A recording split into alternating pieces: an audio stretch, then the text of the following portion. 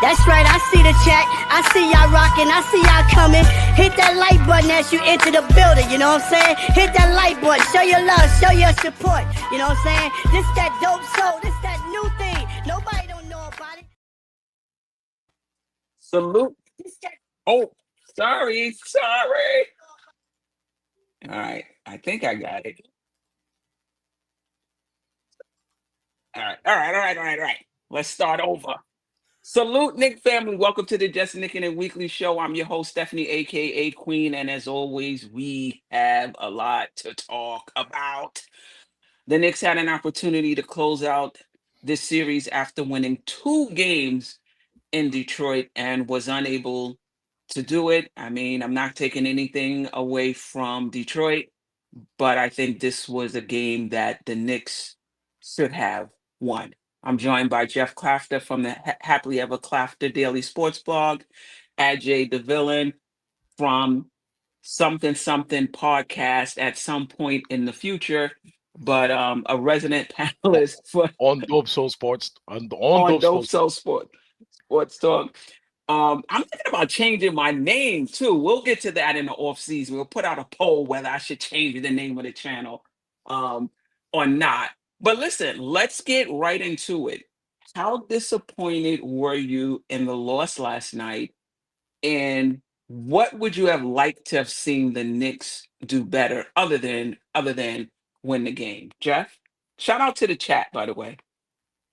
Really devastated by the loss. Really just aggravated, infuriated, all of those, like any adjective you can use to, like, inexcusable to it in my mind. Just like the process was bad.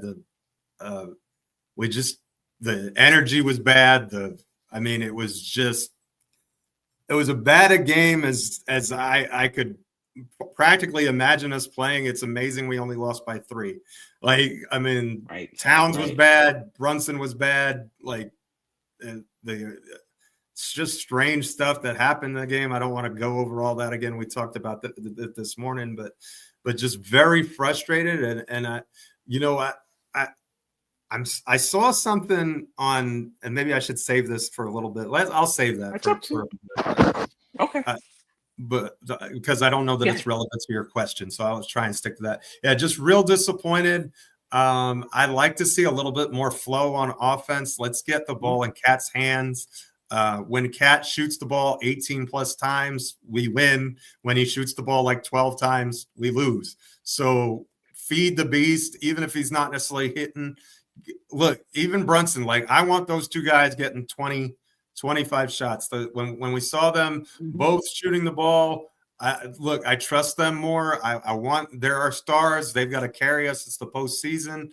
I want to see 50 shots between those 2 guys, and then let the ancillary players be ancillary players. I mean, I think that's how you have to play. Like, OG had a good game. Mitchell Robinson had a good game, but those guys aren't good enough to carry you to the end of a game and get the win. I mean, that's what we saw. We needed Jalen Brunson, and he was on the bench with an injury at the worst time, along with Josh Hart. And so those guys who were in there in their stead didn't get the job done for whatever reason. And, we put ourselves in a bad situation to even have to be in that spot, clearly. But, you are what your record says you are. And last night they were outplayed down the stretch by Detroit in a game that we had no business losing, but we did. So Geoff, you're not, I'm looking at the box score right now. You're not a fan of the kind of equally distributed shot attempts. Anunoby with 13, Hart with 13, Anthony Towns with 14, Mikal Bridges 16, Jalen Brunson 16, even McBride 7, Mitchell Robinson 8. You kind of, like you said, would prefer to see 25-25, and then the rest kind of fall in line after that. Absolutely. Those are your 2 best shooters. I mean, and the other thing is, if you look at the number on corner threes between Bridges, Anunoby, and Deuce, I think they're shooting like 23% on like 30 plus attempts this series. So do we really want them, with more shots, or do we? And I know neither one of Towns or Brunson had it going last night, but if they both shoot 25 times and they both continue with those numbers, I'll live with it because they're our best players. If I'm going to go down in a game or a series, I want to go down with my best, not with my third option, my fourth option, my fifth option, whatever the case may be, because those aren't your money players. You got to be able to rely on your money players when the game is on the line, and does just far too few shots, and not just shots, but quality shots. We run the offense to get these guys open. There are things that you can do to do that, and we don't. And I don't really understand the why behind it. Yeah, I mean, I will say this though. Detroit and the opposition, they kind of scheme to kind of take the ball out of your best player's hands. Like, so I mean, on the one side, we don't want Brunson forcing it, playing hero ball. We don't want Cat putting up bad shots. If they're double teamed, if someone is open, we want them to swing the ball. But then when they do that, we're like, no, I need you to take 25 shots per game and everybody else fall in line. I think I agree with you in a vacuum. I agree with you in a vacuum. I do want my best play. And I've said this years past. I don't want an equal opportunity offense. I want my best players taking the best shots. But some games, though, you kind of have to actually look at the game and see, was it them passing out up shots? Was it them recognizing how the defense was playing and hitting the right guy? Or was it them just going ham regardless of, what was going on? And, Brunson had just 16 shots. You can argue that 6 of them he shouldn't have even took. Like, you could have argued that, there was some shots where, on this bum ankle, he's playing and one-on-one going against the entire team like he's 100% healthy. But I do get the overall premise of what you're saying, and I agree with that. I do So want to let me just let Delusional in, and then you can Okay. That's my guy. Delusional. Sorry, guys, for being late. I apologize. That's all right. That's all right. Glad you can make it. We're gonna let Geoff finish with his point, and then we're gonna get right to you. So my thing is, where are your advantages, right? Identify your advantages. Like, how are they guarding you? If you got Tobias Harris on Karl Anthony Towns, get Karl in the post and punish him because he's too small and he can't guard him down there. If you have every team does this, search out advantages and dictate. Your offense should dictate to the defense. It seems like we let the defense do what they want, and then we try and figure out on the back end. Our process is bad. I don't think it's a case where we're getting the shots that we want and we're just missing. I think it's a case we're getting bad shots because we're not running good offense. But was that the case yesterday, Geoff? Because in game 3 and game 4, we did that.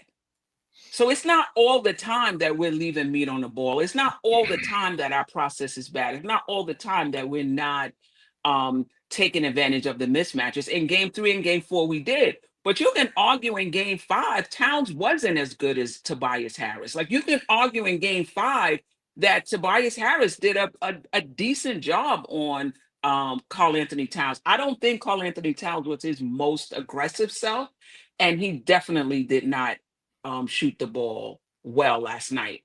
Now, do you want to give him 10 more shots? I mean, maybe. I mean, I do hear that you're going to go down with your best players, whether they're hitting, whether they're hitting or not. But to me, the Knicks didn't lose the game. The Knicks lost the game because of their mentality and their lack of urgency. We can get into the different parts of the game, and they're all relevant. The officiating, schemes, if you want to get into schemes, you could get it. I'm not saying those things are not valid. The Knicks lost that game, in my opinion, because they did not. It's one thing to say you got to play with urgency. It's another thing to actually play with urgency. The Knicks said all the right things prior to this game and came out and did absolutely nothing, in my opinion. You can't. Your two best players go 9 for 30. That cannot happen in a closeout game at home. It just can't happen. Like there's a certain laser focus you need to have when you, because if you're trying to close out a series. And the Knicks, in my opinion, just did not have that last night. Everything else is relevant. I'm not saying the officiating, which was, come on, OG's tying his shoe. Hardaway falls over him, and that's like, I mean, come on, like I'm not discounting that, but I'm saying 42%, 43% from the field, 11. Like Detroit was terrible percentage wise. The Knicks wasn't that far behind in my opinion. But anyway, IJ, disappointing in the game. What would you have liked to have seen different? And then we'll get to Delusional. Shout out to the Okay. chat, by the way. No, we could Delusional. Delusional Okay, go first. Delusional. Okay. Go ahead. No. Don't be shy. Don't be shy, Delusional. Look, I just got in, so I need to warm up. I'm right. 6th man right now. So, all right, Queen, you mentioned something, right? And I'm gonna say pretty much the same thing, but using different words. Okay. Mhm. You said you would have liked to see the Knicks take the game more serious or would play with more urgency. A lot of times this team, they're unserious. They're an unserious team. Okay. When people, and I'm seeing this, when people tell you the Knicks are not contenders, they're pretenders, I don't think it's because of their talent. It's because of games like this where they unserious about the game of basketball. Listen, they make money. That's their livelihood. They work hard. They do all that stuff. But every now and then they'll play a game where we look like clowns out there. Okay. And that was exactly the game. Yes, that was exactly what happened yesterday. I mean, how are we sitting here? We either from our living room, we had a ball, we had a game, we watching the game. We're not part of the staff. How can we? And we're not basketball minds like those guys are, right? We can point out the consensus deficiencies or issues or problems or stuff the Knicks do or don't do. And you mean to tell me the 30 assistant coaches they have next to Tom Thibodeau, not one of them could say, Coach, why don't we do this? Queen, how many times have I said on this show, okay, we're going to lose every time Karl Anthony Towns doesn't take enough threes. The numbers tell you if he takes 10 threes, he's going to make 4 or 5 out of them every time. Go back to every game. It's rare that he takes like that. His average is 42%. Okay. So somewhere between 4 and 5 out of 10, he's going to make. Yesterday, he shot 4 3-pointers? How many? And we lost the game by how many points? 3. Okay. We didn't want to win that game. Okay. We're unserious. We were unserious about that game yesterday. Okay. Queen, listen. People always tell you the Garden is rocking. The Garden is a hard place to. Yesterday was not a hard place to play. At the beginning of the game, the crowd was wild and nuts and crazy. After about 4 minutes, the Knicks' energy after the first 4 minutes deflated the Garden completely. There was no home court advantage. It was flat. Yeah, how they say basketball is a game of run. We didn't have any runs yesterday. We had no runs. So we had no runs to get the crowd in the game, to get the crowd going, to have our backs. We didn't have any of that yesterday. I was about to say, the crowd a lot of time feeds off. I mean, it Vice it works versa, both yes. ways.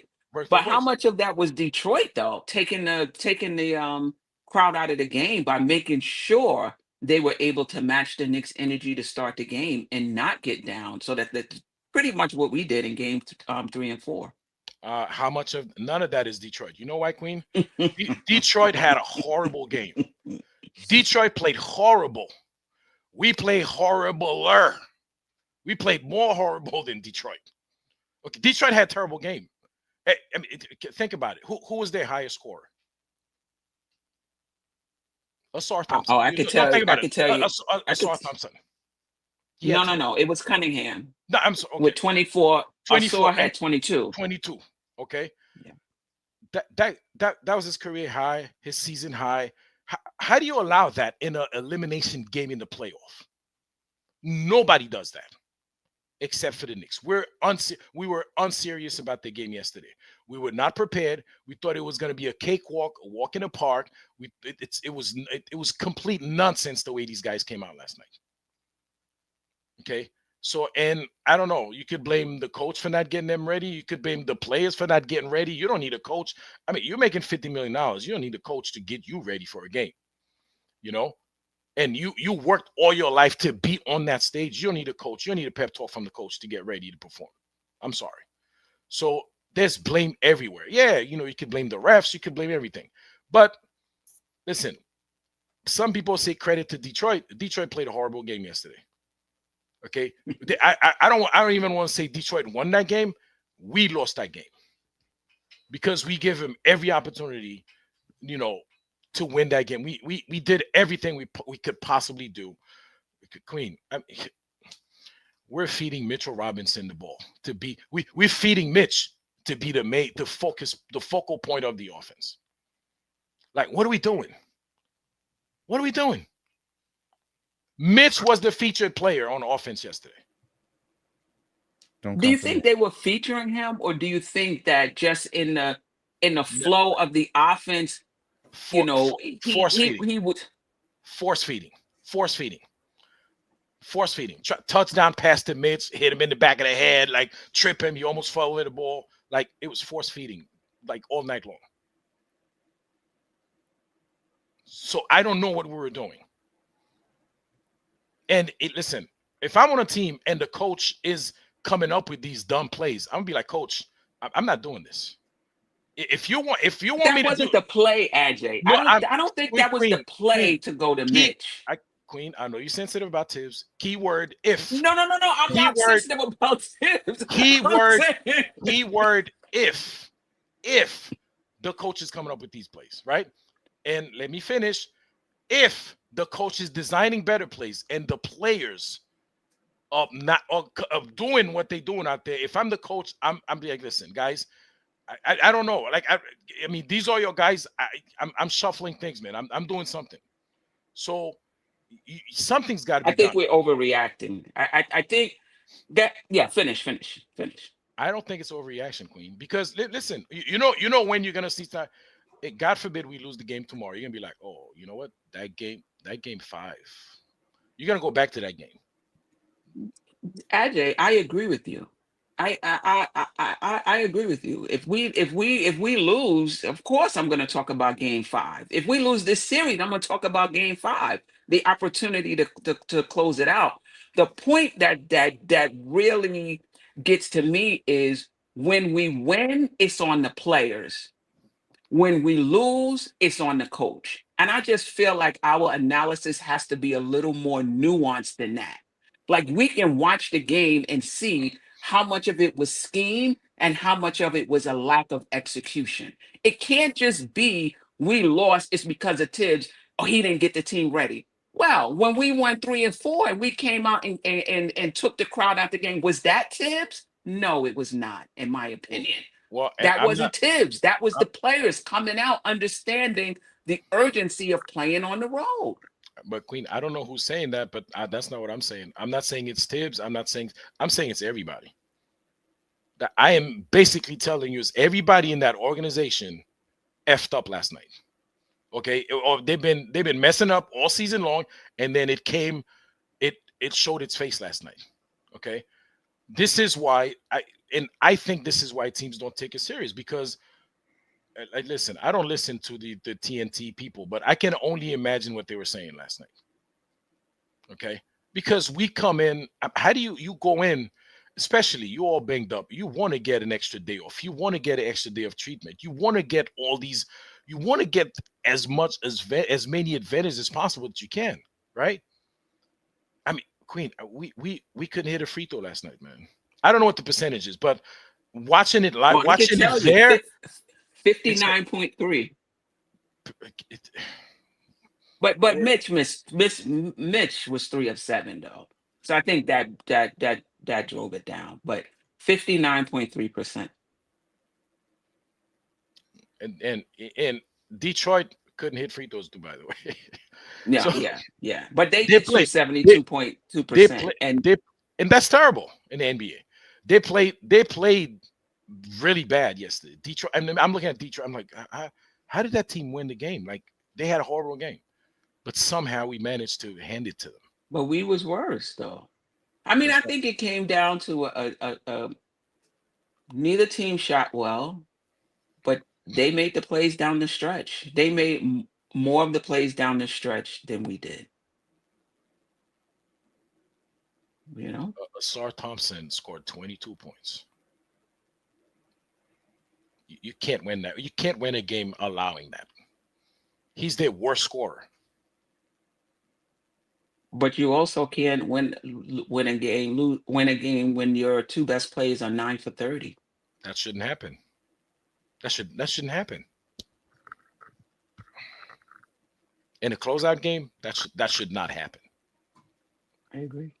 You know, and Cat, I listen, man.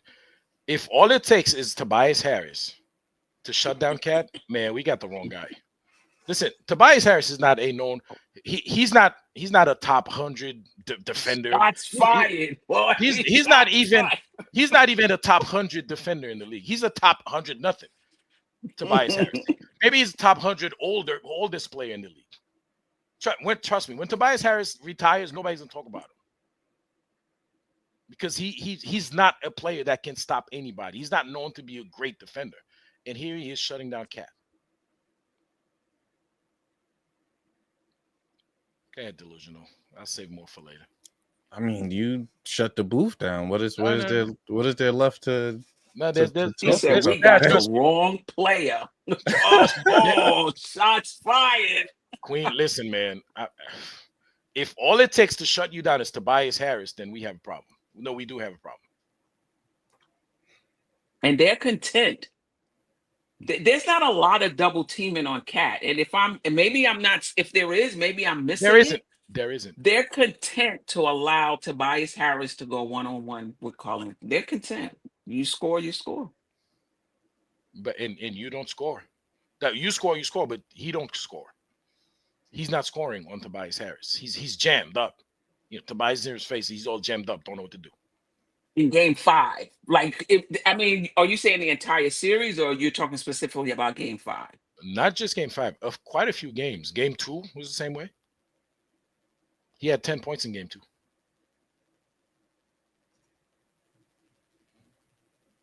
That's 2 games too many. One game shut down by Tobias Harris is 1 game too many. I'm sorry. You can't be Cat. You can't be calling things Towns and allow Tobias Harris to shut you down. So, all right. Okay. All right, I guess I'll go. Queen, it's always a pleasure for you to have me on the show. Geoff, love you, my brother. AJ, love you as well. Appreciate being here. Chat, love you guys. Hit the thumb button really quickly. Sure. But where do I start? To be honest with you, I think the first I'll start with Detroit did a great game plan, and that's kind of utilized the refs from that previous game of getting that foul called at the end of the game. So you know that the refs was going to come out a little different, the league in general, which is why there was a free throw disparity going into this game. I believe they might have shot maybe 9 or 10 more free throws than we did. Correct. So they were calling a tighter game. But yet Detroit was still kind of aggressive. I like what they did on Brunson. They still threw bodies on them. They trapped him a lot more. They pressured him through the entire game. So eventually you're gonna worn down. There was slight adjustments of where you saw Bridges bringing the ball up, or you saw Hart bring the ball up. But for the not most enough part, though. not enough. Correct. So it's like what Queen say. You can't blame the coach. You can't blame the players. But the players should know automatically. Hey, if they're trapping all game, let's conserve Jalen Brunson. Somebody else bring the game ball up. And then we set a play from there. It seems like the only way we can run an offense is through JB. That's not championship basketball. For me, watching the games, I'm like, I go back to the old days of where you see how San Antonio played. Anybody could bring the ball up, and they're running a set off of whoever could bring the ball up. It's positionless. Facts. Right. Same with the Phoenix Suns. Even though they didn't win, you know, they had a set where you can operate. Anybody can operate. Triangle offense with the Lakers. You know, these are championship mentalities. You know, these are things that you had to have. And watching our team play in the playoff, we haven't had a go-to play that, you know, it's a guaranteed bucket besides ISO ball. Now that worked in, I want to say game 3. When JB went to work the entire fourth quarter. I think he put up there's 15 in that fourth quarter. That was 4. Yes. Oh yes. That was game 4. He went to work, but it was both games that he kind of brought us out and got us there. Why not have systematic ball where if they trap someone, you have a counter and someone else, not just let the guy go to work. So that's the first thing, is pretty much the offense. You know, it's pick and choose. I saw a specific play that I knew that on my eye, we're in doom, even if we do get out of this round, which I believe we do, was when they trapped JB, they brought the ball to Mikal walking up the court, looking at JB to see what play to run, right? He didn't even look at Tibbs to see what play to run. He's constantly looking like, what are we doing? In the playoffs? You're supposed to know automatic. I'm bringing the ball up. Let me run a counter for this play. Let me run that for that play. That's bad. That's seriously bad. Like, chat, that's bad. That is seriously bad. Now on the defensive end, I think we're good on the defensive end. I'm not challenging the defensive end. I think we're good. OG's putting us all in. Mikel's kind of putting us all in, which is why on the offensive end, they're a little gassed and drained. I'm a huge advocate to say, look, it's very tough to play both ends at a high level. Very tough. So I don't expect Mikel or OG to drop 30 every night or 25 every night. Lock up your opponent, which is tough. Cade is still probably averaging a triple-double. But, hey, we're stopping pretty much everybody else. And give Detroit some love, because they put Thompson in a block. So they know that if what's his name is guarding, Tobias is guarding Cat. Whenever Cat get the ball in that post, they're throwing Duran at him, which Asar still lurking by the rim to be their Mitchell Robinson. How many tips dunks did he get? How many offensive rebounds did he get? That was the key to their game. And I commend them for that. But then, of course, when Tibbs counter and we had Mitch in there, Mitch was a +9. We were actually doing pretty good with Mitch minutes, even though he was missing the free throws. Kind of got us in the game when we had the double big lineup. Now, we failed last night when our players got hurt and Tibbs went small. That's where we lost the game. I don't think it's the players going down. I think if we still would have went bigger, you brought back in Mitch, have that lineup. You could have tweaked with another guard. It could have been I was shooting no, actually no, he barely got any minutes, but I would have went with Cam, and you run that semi-big offense. Cade went straight through Deuce on 2 plays back to back. Then, of course, when they ran that same play on the third time, what they did, he found Asar for a tip dunk. Game is over after that. I think if we would have went bigger, I don't know what was the mindset of going smaller, we would have at least had some type of defensive layer and size to man that. I don't know why he went small. So, but what about them fouling Mitch though? Was it under 2 minutes? It wasn't under 2 minutes. Talking about? I don't think it was under 2 minutes because they took him out before that. But I was fine with the hack of it, the hack of Mitch. Really? We were literally only down like 3 points when they're going with the hack of Mitch. Remember, we had defensive possessions where we still got the ball back. They still fouled Mitch. I think he went 1 for 1 for each time he got fouled. No, he went 1 for 1, then he missed the 2. So yeah, I mean, I still would have lived with that, because now who's on the court to foul constantly? So now late games, they're in the penalty now in late games. Then you can have JB come in and draw the fouls and get to work. So my mind is different than Coach Tibbs. I don't know about. I mean, I think we can agree that there are different options to go to, but I don't think you could say that was a mistake not going to Mitchell Robinson, because 1, the free throw part, and then 2, your offense is severely limited with Mitchell Robinson on the court. He can't even catch the ball.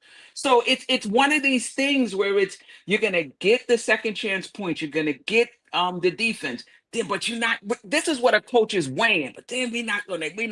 If they foul him, if they go to hack a Mitch, now we got the foul shooting, and now, in terms of offensively, the space, like it's just that's a toss up. That's a Actually, I toss think up. the offense, I get the fouling aspect late in the game, 100% correct. But you still went small. Why not Precious?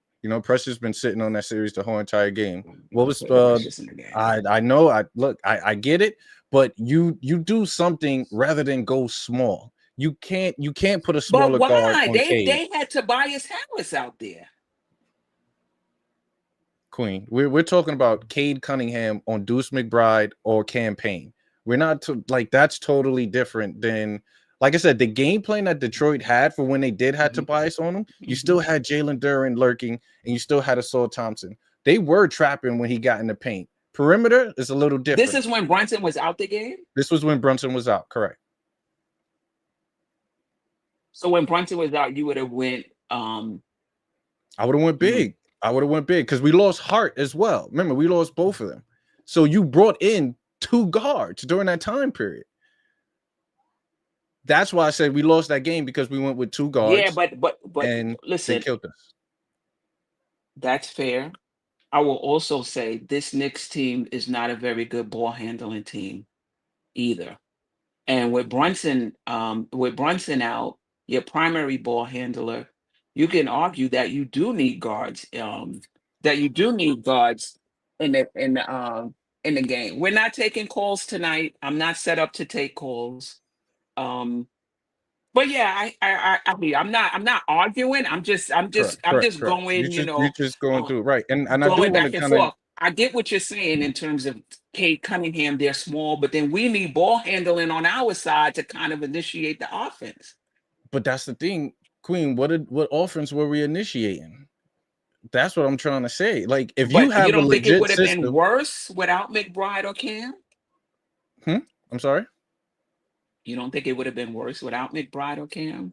No, I at least wanted one of them. We definitely still need a guard to run the offense, but that's why I said that second guard, I would at least went with Mitch or another big to combat that. So that was my thing. like Cam, Bridges, OG, Mitch, and Towns. Cat. And Towns, yeah. Because we were a +9 with Mitch in that. Mitch was the cleanup. Mitch literally was the cleanup because Cat was over there. He wasn't in the paint on 90% of the time where someone was taking these shots. Mitch was literally the cleanup. I could say Mitch held us in that game. Everyone want to say, Mitch was missing the free throws 100%. A lot of turnovers, a lot. Some were forced. That's why I said don't come for Mitch. A lot was forced. And then my whole mindset was that is now we want to feed the paint when it's clogged.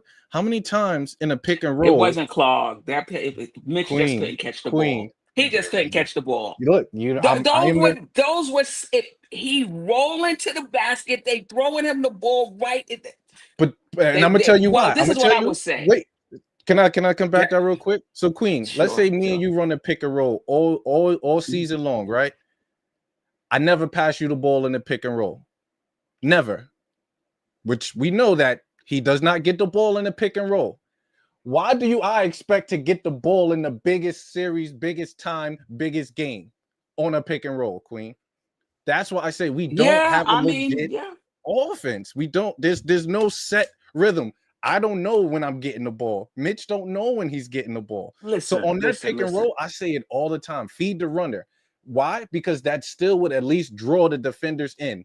Even if he kicks it out, just do it one time. That'll trigger somebody. Okay, I need to get back. So if I know that you ain't passing to Mitch, I'm staying with the shooters. You ain't passing it. I'm going to still trap JB because you're not passing it. Okay, but last night, they did.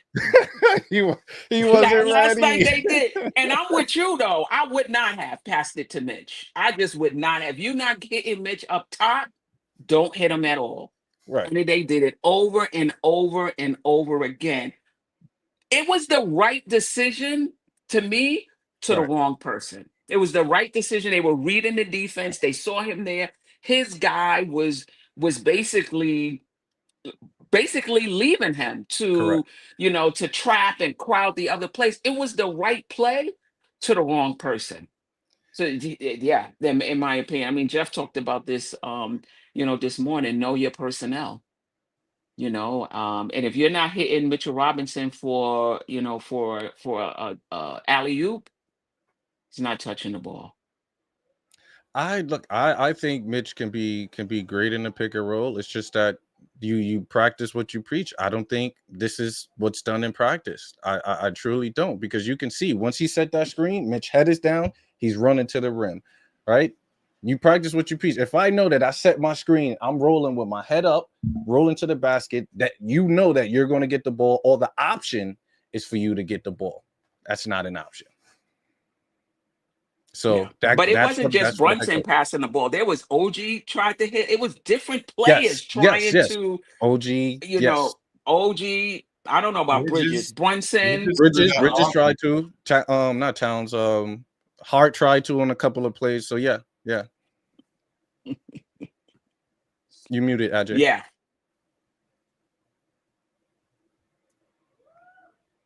Come on, what you got? What you got over there? I was saying, and you guys don't think that was a conscious, that was the game plan? They rolled out there, let's feed Mitch. Everybody's all of a sudden, everybody try to feed him. No, to me, I think that was the Knicks being shook and nervous.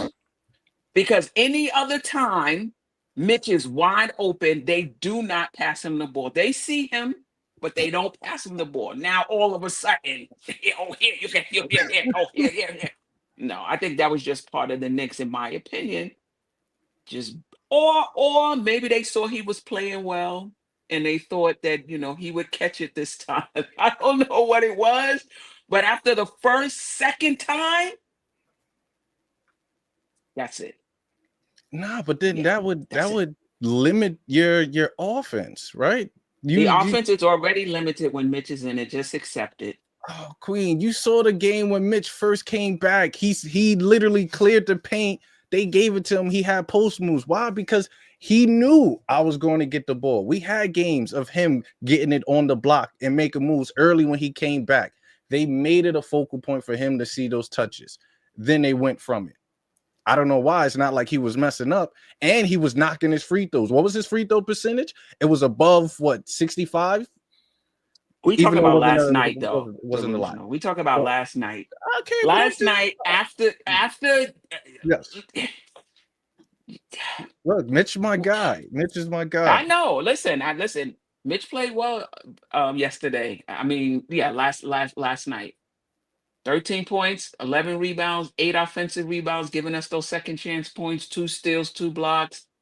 That's fine. Mitch does what he does, but you got to know what he does well, and you got to know what he doesn't do well, right? And stop trying to pass. But this is what happens when you put Mitch in the game. This is what I've been talking about all year. You're gonna get the defensive stuff. You're gonna get the second chance points, and it's gonna be great on the defensive end. Then you move to the offensive end. He can't be in the game because you're going to foul him, and he's shooting like 50% for his career.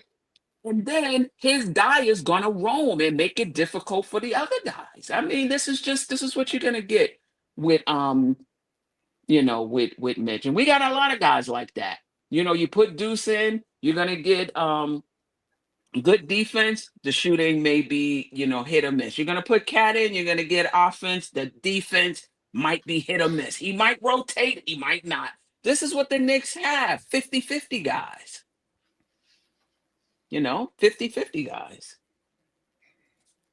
But yeah, when you make the statements regarding that, I kind of look around the league to see who runs a double big lineup, things of that nature, and the type of players they have. I want to say about a good 60% of the remaining teams have kind of double bigs and similar play style. Even Minnesota, who's up on the Lakers right now, kind of run a triple big lineup as far as, but one is shooters, one stay in the paint. and it's effective. It boils down to your coaching scheme and your coaching offense. I truly believe double bigs will it's still good. I think it's good for periods in the game. Correct. I love double bigs if you have two skilled big men. I love it. Like if we had Towns and Hart, I would be in heaven right now. So I'm not against um double bigs. I just don't like a big that's limited on the offensive on the offensive end. That's just that's just me. But you have to work with the personnel that you have. And I thought Mitchell Robinson came in and played awesome for us. The other things, notwithstanding, and like you said, he was +8.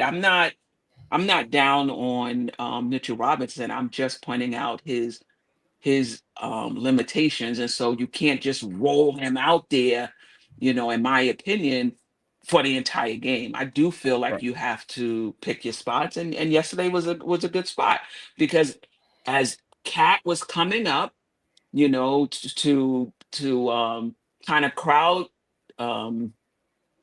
Kate on those pick and rolls. Yesterday was the first time they were able to get that ball behind Cat for dunks.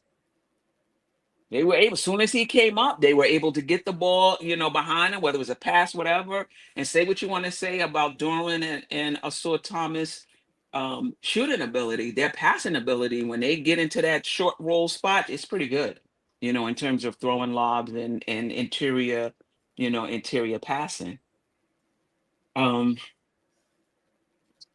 Wow. But all of that being said, Mitch, this, that, I just feel like you got to find a way to win if you're at home in game 5. What's your thoughts on the timeout? Queen. Yes. I'm sorry. We have a few super chats before we Oh, switch to something. yes. Please read the super chats. Parrish Duggar. Shout out to Parrish Duggar, always rocking with us. Thank you for the $5 super chat. Says the Knicks team isn't a win in 5 team because we rely on 6 guys. Brunson, Cat, Hart, OG can't fire on all cylinders every game. They'll be back game 6 ready. They better be. I hope you're right. I'm sure they'll be ready. You're right. We can't, it's impossible to have a game like you can't. The game we had yesterday, it's impossible to have that again. Like, It's possible. Oh yeah, take Geoff. I want to say it. It's not possible. It's possible. No. I want to say it. All right. Parrish Duggar again says Tibbs coaches alone, a foul to give, and he never used it. No, they were in the bonus. Yeah, definitely in the bonus. Yeah. They're in the bonus at the 8-minute mark of the third quarter, and they got in the bonus pretty quick in the fourth too. Because that's one of the reasons why he didn't foul. Because if they had a foul to give, there's no way he doesn't get those guys back in the game. Like, there's no way. Yeah, I mean that was a tough decision. I mean, you can argue, you can argue. I don't think I would have fouled. I don't think I would have put them on the line just to get those guys back in.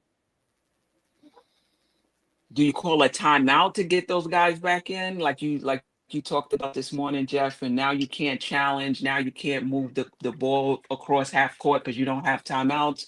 What would you have done? Would you have called the timeout, or would you have fouled to get those guys back in? It's a tough call. I don't know what I would have done. I would have pulled the Jason Kidd. I would have grabbed a cup of water and told the player to run it to me. They probably wouldn't let you sub. But look, you commend him for making that coach adjustment on the fly. Now, at that moment, if you really wanted, and he was placed in a tough decision because you're right. He definitely did the right thing with waiting to see if Cam could have sparked a play. We did get multiple opportunities to knock down the shot to bring it close. it didn't happen. But once it got under a minute, you have to foul, which you saw Deuce try to go for the foul. So I don't know if someone told him not to after he tried to go to the foul and didn't get the call. But yeah, I would have fouled to at least get those guys in to change the game. You have to have your best players. They would have went to the foul line though. They would have went to the foul line, correct? Well, the 2-minute report says the cat fouled her and they didn't call it. And they didn't call it, right? So, but then, but you fouled Thompson. Thompson was still on the court. Thompson is not a great free throw shooter, so you have a 50-50 chance that he'll make both. So that's something that you take that risk. Yeah.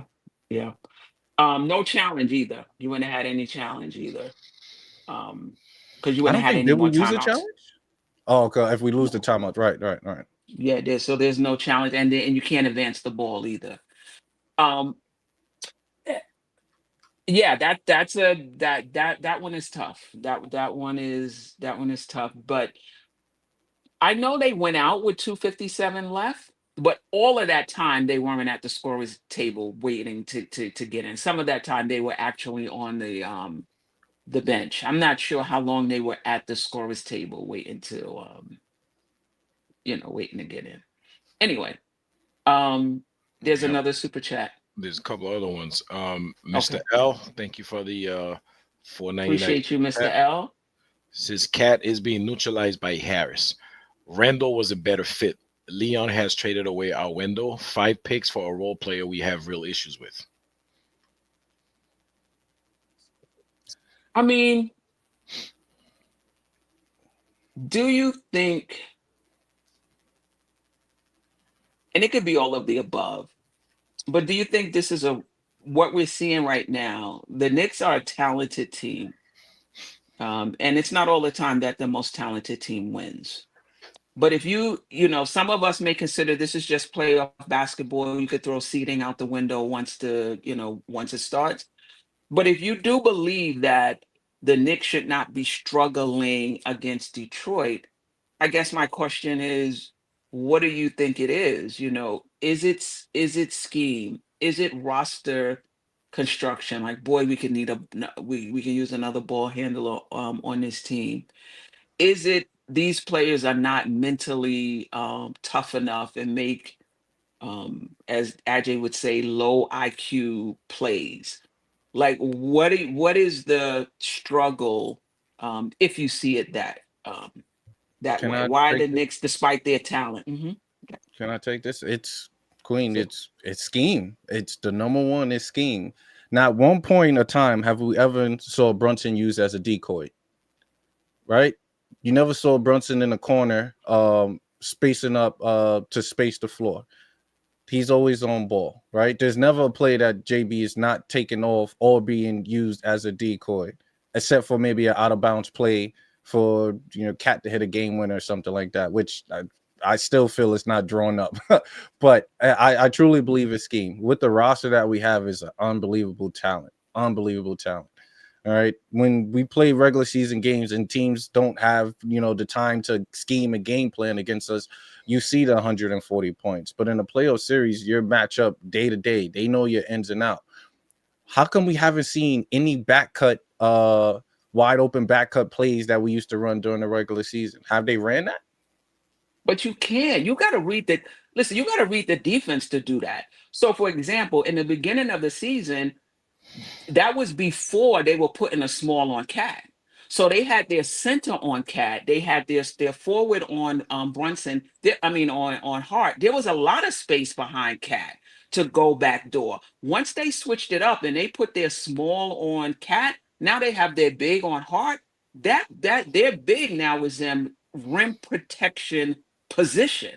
So then, that took all of that backdoor away, which is why you can point to the time when our offense was so dynamic. And once they started making that switch, you can see our offensive rating from that point on was much less. And so it's not about the play. It's about, it's about how they're making the adjustment to Cat. And now they're rim protectors closer to the basket. All right, so then bet. So you fell into the trap, Queen. I'm happy you said that, right? So who he was on? He was on Josh Hart, right? Mm-hmm. Why is Hart in the game during that time period when you could put in a shooter? That's the counter reaction that you can do, right? And I'm not saying full game. This is not full game, Queen. I want to make sure because I know you're gonna. It's just not full game. No, I agree with you. If you want to say there are times in the game where it gets to that point where you have to, that's fine. But they do that a lot. So sure, you can put a shooter in and go 5. You can't do that all game. No, I didn't know. Definitely not saying all game, right? These are situations where, okay, Detroit made adjustments. We're bringing in certain players to see what worked. Early in the game, they got on certain runs, they went on runs. I'm like, okay, cool. When they do that lineup, I literally, in that first quarter, I would have said, all right, let's bring this in. Let's see how this spacing goes when we run this set. But it wasn't no sets run. It was literally, let me get a ball to Cat. Cat will back down, and he was scoring. Granted, he was scoring, but it was still a lot of one-on-one. There wasn't no systematic offensive scheming to where you see a certain player and how they're being guarded. There was no adjustment to counter that. I disagree. I disagree with that. If you look at in game 2, absolutely.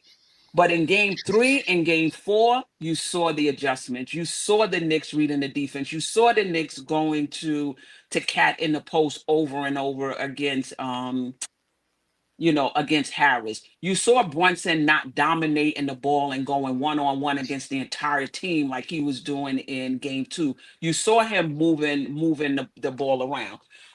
In game 4, that didn't happen. So my point is, how come when it works and the offense is moving and whatever, it's the players working the offense. But then when it doesn't work and things get bogged down, it's Tom Thibodeau in the schemes. Wait, the ball wasn't moving. It was top-heavy offense. Which game are you talking about? The game that you were referring to, where you said, yeah, they were attacking Cat. I mean, they were attacking to Harris, and they were going to work in that. Yes, what's wrong with the top? What's wrong with that? No, I didn't say it was nothing wrong with that. It worked at that moment, but then when the next game is not working, okay, let's see why are we forcing the situation. Let's try. All I'm saying is just in certain instance, let's adjust. We can't stick to the. You know what it is? I agree. We are adjusting to Detroit. Detroit is not adjusting to us. It shouldn't be like that. I think we're mixing up. I want to get very specific because I think we mixing up what happens during the season, what's happening in the series, what's happening in a particular game. And I'm focusing on this particular series right here. I'm watching the games as well. There have been some games where the Knicks process have been bad, right? But it can't just be the schemes were good in game 3 and 4, we won. But in game 5, when we lost, the schemes were bad. I never said the schemes was good. There's a part of it as well. A whole. In game 3, I don't think our schemes is great this entire series. No, that's why I brought up the fact that championship mindset was ball movement systematic. We don't have that. I don't think our schemes were great the entire series. I think my internet is We can hear you. We have me or you can't hear me or Queen. No, I could hear Queen. I can hear everybody. Okay. No, I think it was acting up on my side because I couldn't hear what Delusional was saying. Oh, sorry, Queen. No, I was saying I don't think our offense was phenomenal this series. I don't think so. I don't disagree. That's why I said it was very, very top heavy. And I know you guys agree just to make with sure that. Everybody's on the same page. ISO ball. I'm sorry. It's very ISO ball. It's easy, like what Shaq said. It's easy to defend ISO ball. It's easy to game plan for that. It's really like let's just stop these two players. with ball movement, it's an easier flow, easier buckets. We don't score easily. All our buckets are tough, gritty, grinding. Like when I'm finished watching a game, I'm sweating like I'm sitting there playing because of But so I much think of that's back the and nature forth. of the playoffs, though. I think that's just the nature of the playoffs. Man, you got And Boston going on Detroit's runs. You got listen, Cleveland going on runs. we're not Boston or Cleveland. Okay, We're not Boston or Cleveland, right? And Detroit, let's not. Detroit is playing tough defense. So what I'm correct. saying is, yes, I do see ISO ball at time. I definitely saw ISO ball in game two. But in my opinion, in game 3 or 4, I saw less ISO ball. In game 3 or 4, I thought Brunson's process was really good in terms of when he should go for his and when he should set other people up. I did not see that in game 3 or 4. Now, when he did go ham, when he came back from the injury, I felt like that was his Needed. time to do that because when he was out, we couldn't get anything done. So I guess the only thing I'm trying to say is it's not all the time that the Knicks schemes are bad. And it how is it that in some games when we're executing and the game is free flowing, Tibbs get no credit for that. But then when it's not free flowing, oh, that's on Thibodeau. It to me it's just not fair. We gotta find the balance between schemes and execution. That's all I'm saying. We got to find a balance between schemes and execution. In game, you cannot tell me the game plan in game 4 was for Brunson to go out on a hobbled ankle and try to win that series. That was Brunson. Now, if you want to get on Tom Thibodeau for not telling Brunson to cut it out, I'm with you on that. But you're not going to tell me that's the offense for Brunson to just go out there and go ham. And I do see the Knicks running sets. I do see the Knicks running plays. But a big part of what the Knicks do is two to the ball. Once there's two to the ball, now you read the defense and you go and you go from there. I don't see anything wrong with it, but I don't like the ISO ball. I just don't. I don't like it. But I don't think that that's our offense. I guess my question is, why do some games it's ISO ball and some games it's not?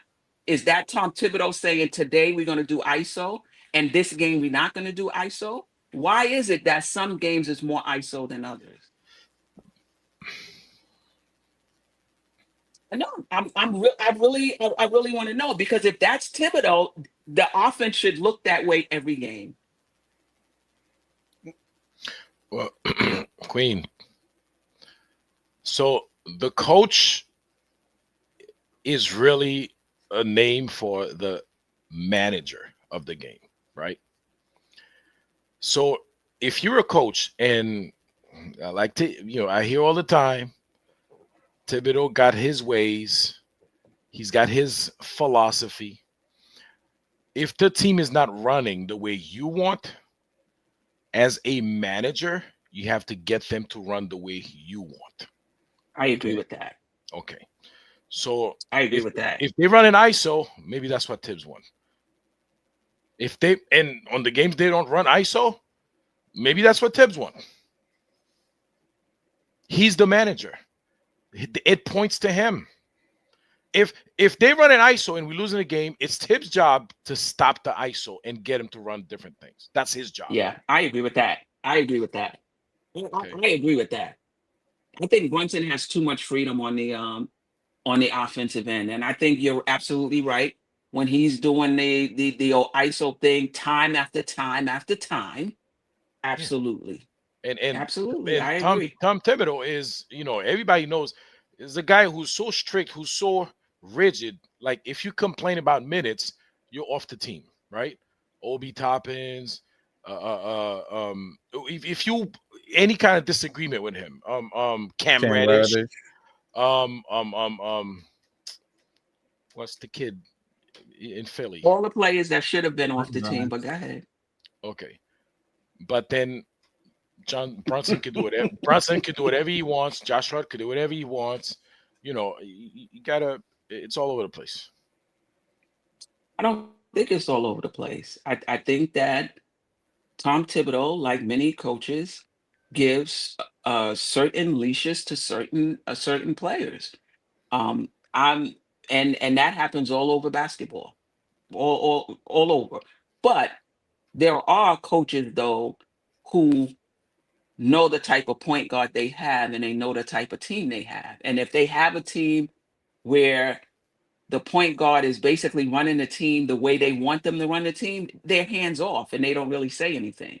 But then they get another team, and they're like, "Nah, I don't like the way this team runs." And you'll see the coach actually calling out the plays, and it's the point guard that's really just executing, not really calling, just basically doing what the coach said. It depends on the type of team you have. On this particular team, I think it's half and half. When Brunson is rocking and he's spraying the ball out and he's getting other people involved, I wouldn't say anything. On those times when he's like, oh, I don't know, turn it into whatever you want to call it, at it. And the coach also has to figure out also, and I'm gonna let this ride because we don't really have much going. But on them times when that's not the case, yes, I agree. You should say something to Brunson, like game 2 when he was going 1-on-5, possession after possession. Yeah, I would have said something to him. I don't disagree with that.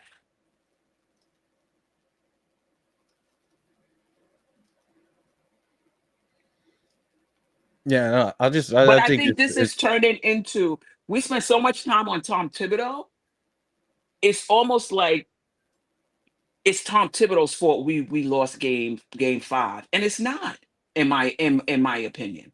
I feel like all of this conversation is on Tom Thibodeau. None of it is on the players' lack of execution. None of it is on Carl Anthony Towns and Brunson shooting 9 of 30. None of it is on missing 11 free throws. None of it is on not coming out with a sense of urgency. Everything is about Tom Thibodeau. We spent 40 minutes now on Tom Thibodeau. Now, when we won game 3 and 4, nobody even mentioned Thibodeau's the name. Nobody said anything about, oh, Tom Thibodeau must have had them prepared. The way they went in there in game 3 and 4 and won those games, he must have. No. So we lose. Tom Thibodeau didn't have them ready to play. I mean, I think the conversation around Tom Thibodeau, some of the things around Tom Thibodeau is fair. It's just not a balanced conversation. It's not a nuanced conversation. But a lot of the points are fair, but it's very one-sided and unbalanced. And I spend so much time trying to balance the conversation that I can't even talk about the things I don't like about Tom Thibodeau, because I don't agree with everything he does, but I'm spending so much time trying to balance the conversation. It is so unbalanced. I mean, come on. The players have to execute. The players have to have a killer mentality. This team will it's like fool's gold. You believe they've crossed over. Wow, you go in Detroit, you get 2 games, you feel like, wow, this is a mentally tough team. Then they come home. And you can't close a game when Detroit is shot 26% from 3 and 43% from the field and missed 10 free throws. Even though I get it, Jeff, they made more than we took or whatever it was. Close the goddamn game. I don't want to be spending today 40 minutes talking about Tom Thibodeau. We're not talking about Towns. We're not talking about Brunson on a hobbled ankle, still trying to go 1-on-5 yesterday. Trying to go against a sore Tom. Like, why? Like, why? I mean, the Knicks process yesterday was not good in my opinion. And JM, low IQ basketball is our downfall. Not all the time, but yesterday I saw a lot of it. Couple more super chats. Shout out to Patch Dogger. Josh and Bridges have to be separated and play Mitch. What does that mean? I mean, they played Mitch. He scored 17 points yesterday. 13. 13. I don't know. some team points, but that for Mitch, that's huge. Well, I guess what he's saying is at certain times, Josh is reluctant to put up certain shots and being aggressive on offense. And then of course you have Miguel, who's not putting up production. So you literally have, two slots of where it's just like, where's that production coming from? And then sometimes, like you said, playing Mitch sometimes too, you're trying to figure out where that production is coming from as well. So but yeah, Josh got to be more aggressive. Yeah, one more from Parrish Duggar. Thank you for a $2 super chat. I don't know which comment he's referring to here. He's talking about the penalty, but I looked at the game log and Brunson had the team's 5th foul at the 5-minute mark, so they were in the penalty the rest of the quarter. And look up the game logs and count them yourself in case I've made a mistake. But I did go and check Parrish, and I saw 5 fouls by 5:01 when Brunson committed that foul, which would put them in the bonus the rest of the game. So feel free to correct me if I'm wrong, but that's what I counted on ESPN's website. And last super chat, Silk Sutton. Shout out to Silk Sutton. Thank you for the $4.99 super chat. Queen, how about throwing the ball off opposing player out of bounds to get Brunson in the game? I don't know about that, Silk. Queen, you're muted. You muted.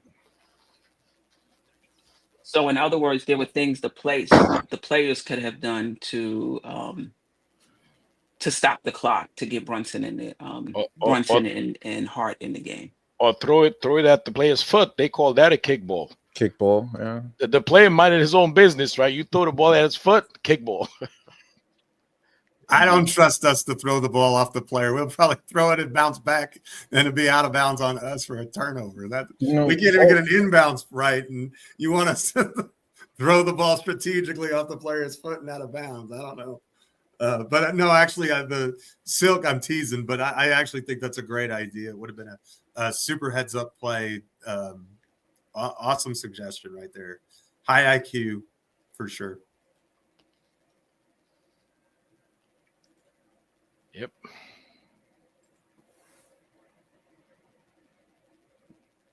What we got, Queen? What we got? Oh, okay. I thought I'm not trying to shut you guys down. I'm just being passionate about what I'm saying, but feel free to, disagree. I have a question. Can I ask a question? We love the passion. Yeah. Can I ask y'all a question? Because I saw something today and it blew my mind, and I wanted y'all's input. I saw a stat that in the playoffs, our starting 5 is minus 8.5 per 100 possessions. And since January 1st, I think we're minus 9 per 100 possessions with our normal starting 5. So it seems to me like when we insert somebody else, and it doesn't really matter who that somebody else is, we're playing a lot better. And so I'm wondering, at the beginning of the year, the starting 5 was gangbusters. Like they were putting up like crazy good numbers, and then the Oklahoma City showed the league to switch and play the center on Josh Hart, and that all seemed to go away. So we've lost every single third quarter of this series, and a lot of that is because we give up a 21-9 run at the beginning, from Jump Street in the third quarter. We had a slow first quarter last night. So what do you think it is about that starting unit that is causing those slow starts? Because you're talking about a larger sample size than just 2 or 3 games where you could, like, if it's just 2 games, okay, you can kind of discard it. But this has been happening since January. There's got to be something behind that. And it seems to me like even when we play a guy, I'm just going to use an example like Deuce, who's not shooting the ball well at all, but he was plus 8 in the game last night, and the advanced stats really love what he's done, and that shocked me. Like I was on the morning show with Queen, I was killing Deuce, and then I saw some of the stuff from XJ, and they're like, wait, Deuce isn't the problem. And I'm not as big into the advanced stats as those guys are because I don't understand them the way that they do. But I also know that they're pretty smart about basketball, and so I want to know, what do you They're guys pretty think smart is, about stats. They're not pretty smart about how stats fit in with the culture of basketball. Like they're very smart about advanced stats and this says this, but to them is this is what the stats say, so this is what you do. They don't really have context, in my opinion, or around it. And basketball is just not played that way. It's not robotic. Well, this is what the stats is telling us we should do. Automatically, we should do it. There is context. There's context to it. But continue.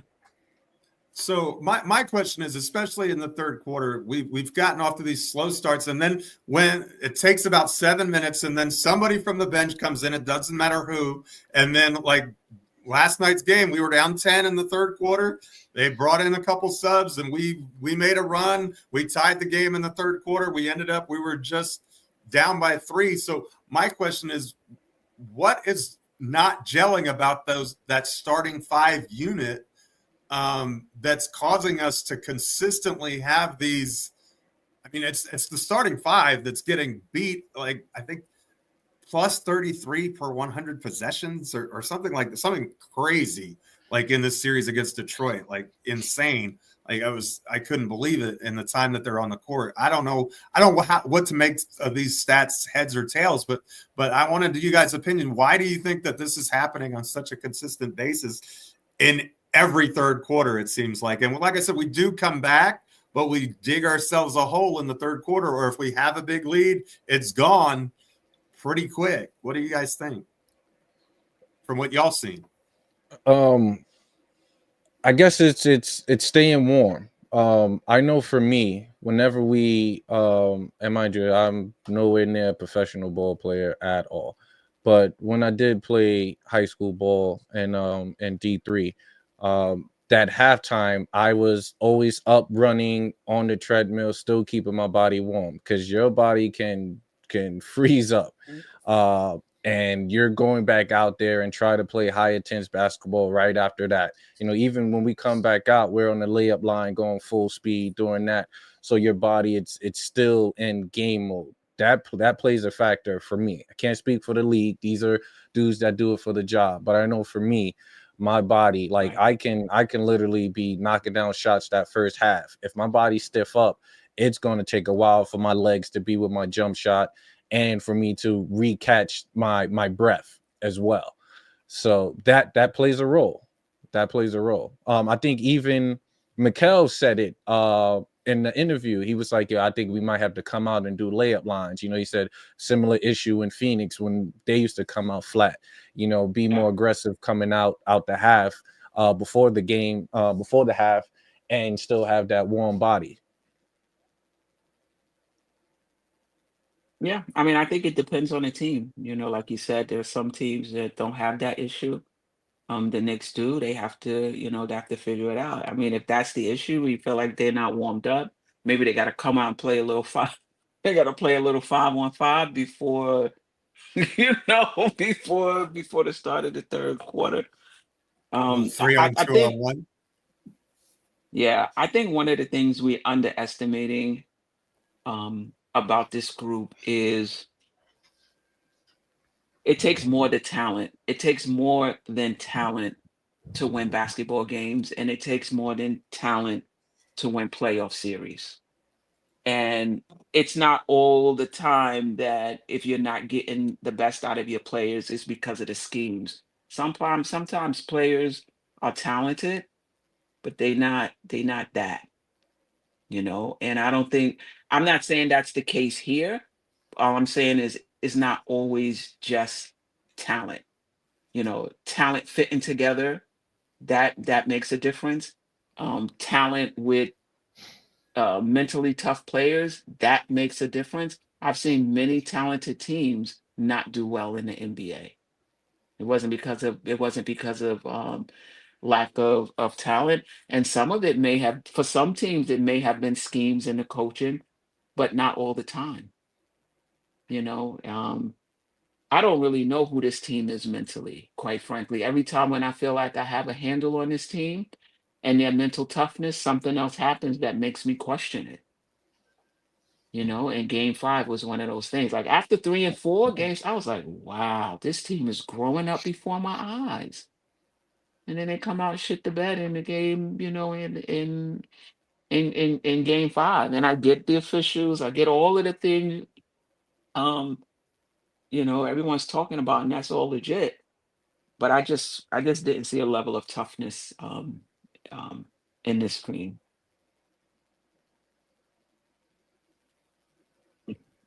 Latrell Seymour wants to say, well, Latrell, you and Geoff, um, we see it, we don't see it enough. He's talking about the pick and rolls.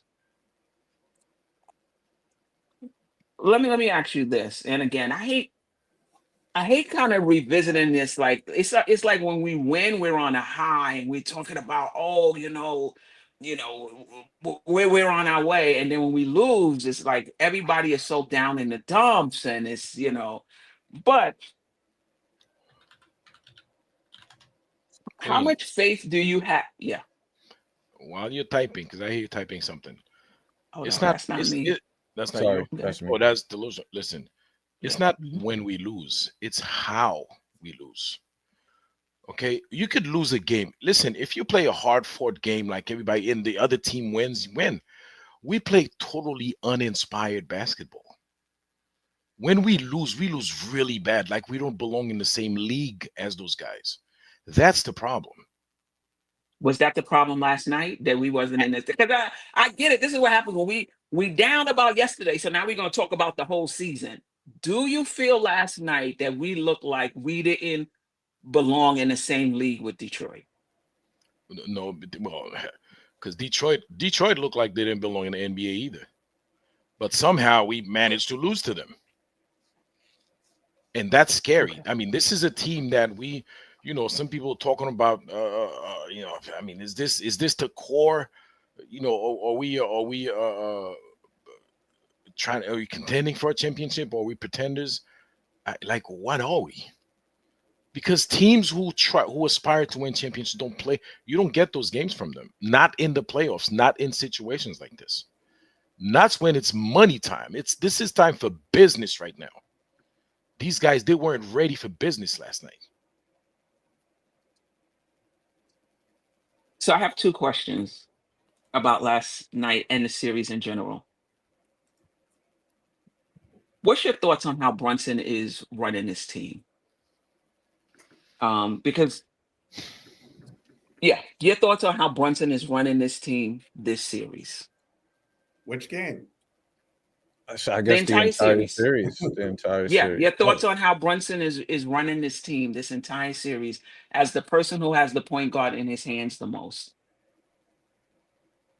It's been up and down. It definitely been up and down. I guess JB's approach is he's going to attack how the defense pretty much plays him. My thing is when they do double, he still kind of forces it in certain situations, depending on who's on the floor with him. That's when certain sets to come to play that, okay, pass it here, rotate it here. And he has done that, but then other players are not showing up as well. It'll be an OG contested 3, or it'd be a Mikel going to the rack and getting this shot pin. So it's not all on JB. I don't want to sit there and say it's all on JB and how he runs the offense. There's games where he came out and had 30, 31, and 11, so he was the facilitator and getting everybody involved, and they were knocking down shots. Other people have to show up and play as well. It's just certain instances of where, I would like for JB, hey, don't bring the ball up all the time.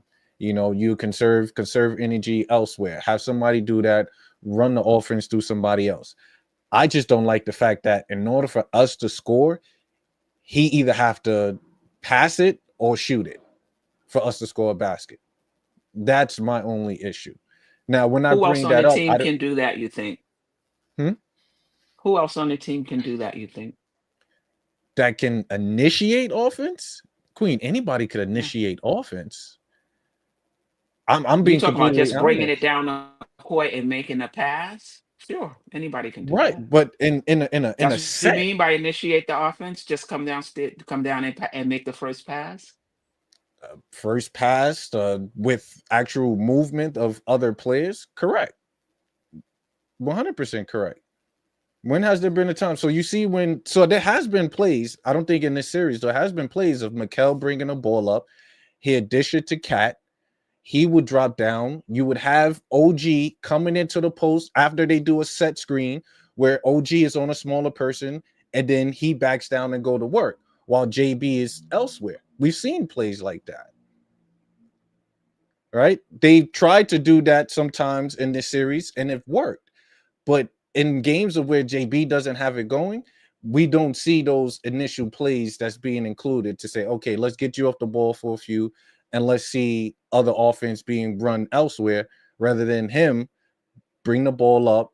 He does his little screens where they do the movement up top, and he literally gets the ball right back. It then goes into an attack mode.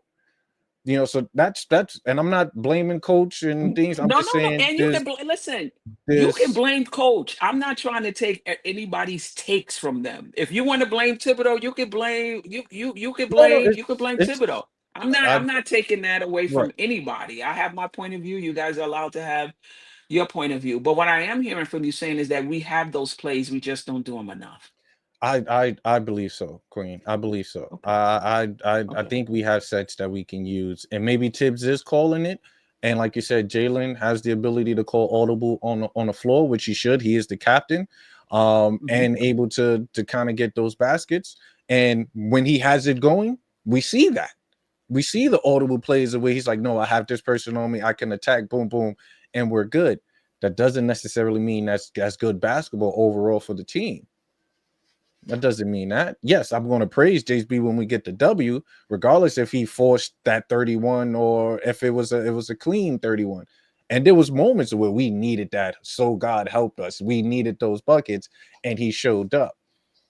But then I guess at the grand scheme of things, that's showcasing us that we got a lot of work to do on the personnel that we have on the team to make it easier for JB. And I don't know if it's the coach or if I don't know if it's the players. But I know if you gave me this lineup that we have right now, I can easily implement the system to where I think we can generate easier buckets rather than the tough buckets that we have now. I think you're going to have that conversation with Brunson that Phil Jackson had with Michael Jordan. And you said it. You are 100% Queen. You got to have that conversation because Brunson loved the rock. I'm not. You cannot tell me that that's the offense. If that's what Thibodeau is saying, then he does need to go. If that's what Thibodeau is telling Brunson, that I need you to go out and run ISO, then the team, I just like that. That is that's beyond me. I will say this. I agree with you that we can do some things schematically differently. I agree with you that this team needs a lot on the ball. I agree with you that with time, and this is on the coaching, not taking advantage of everything that the Knicks bring to the table in terms of this talent. I agree with that. I also agree that Brunson's process, and it's to me, it's multifaceted. I also agree that Brunson has to grow in terms of his floor game. That's not all Thibodeau. Brunson's decision making is Brunson's decision making, and it's not always good. And Sprewell said it best. In game 1, 2, and 5, I thought Brunson's process, in my opinion, was not good. Game 3 and game 4, I thought he was on point. I really thought he was on point, getting other people involved when he should go for his. I thought he was on point. Game 1, 2, and 5, I didn't. So yeah, Thibodeau has his flaws and things he needs to get better at, or they just need to bring in another coach. But Brunson has to grow as well. Like you're not winning a championship with Brunson playing the way he's playing. I think his floor game has to be much, much better than it is. And we can go down the line. You know, Mikal Bridges needs to be more aggressive. Now, I'm not getting on Mikal Bridges the way Twitter is getting on Mikal Bridges. Like it's Mikal Bridges' fault that the Knicks are struggling against the Detroit, against the Detroit Pistons. But I mean, we can go down the line in terms of what's going on with this team, including Cat. Can you guys hear me? Yes. We can hear you. Yeah. All right. That's all I got to say. Geoff, anything you want to add? Well, in the games we've won, I think Brunson's been good. In the games we've lost, I think he hasn't. In game 5, the only explanation I have, never seen him really have that terrible a shooting night. I'm guessing that the ankle was bothering him. But if that's the case, you've got to understand that and work to get other players involved. And if it's to the point where you can't set up your guys because your ankle hurts that bad, then you've got to give somebody else. Like if you can't do what you need to do, then you're hurting the team that way too. But I kind of think that a couple of people said it in the chat, and I think it's a good idea. Play him off the ball some. Play him and Campaign together some. I think those lineups have been good. I think that will help him.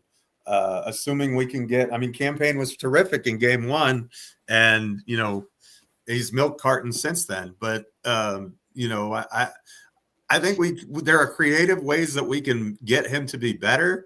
I honestly, and I could be, maybe it's just Homer me and I'm being too easy and giving him a pass, but I don't think his ankle was right. I mean, he was even missing free throws last night. He missed 3 free throws. That's not, I mean, I know he got 10 attempts, but that's still quite a bit for him. And he just didn't seem to have the same lift and the same finish on his jumper. And I've seen this happen times before this season, and it's usually right after an ankle tweak. So I'm kind of curious about that, but Brunson has to be better because he has help. He doesn't have to be the one-man band. So don't be make it easier on yourself, not harder. I think, he's still, sometimes it can be tough to teach the old dog new tricks. He's still kind of in playoff mode from the last 2 seasons where he was literally the entire offense, and he had some spectacular performances, but you don't necessarily have to do that now. So, but I said at the beginning, and I'll stick with it, I'd rather he and Towns have similar number of shots and that number be above 20 than a ton of shots for OG or even Bridges, who, by the way, for all of the people killing Bridges, he had 13 points in the 4th quarter last night of our 26 or 28, whatever we scored. He was amazing knocking down shots in the 4th quarter, and he hit 2 big threes in the 4th quarter before that. So, and he's playing probably the best defense I've seen him play all year, including having to switch on to Cade a bunch. So, has he been perfect? No, but Bridges is playing, I think, better than a lot of. I think people like to pile on McCall, but I think in the 4th quarter of these games, he's stepped up in a legitimate, tangible way that you can see by the stats. So I'm encouraged by that. I don't know, but then there are other times when it's just wide open 3 from the corner, and he puts a UFO, and then you're like, what's going on? But he needs to keep shooting. They all do. But I was real disappointed in Brunson's process in the 2 losses, though. I will say that. And if he's going to be 4 of 16 with 4 turnovers, we're not going to win many games. I can promise you that. I don't care who the opponent is.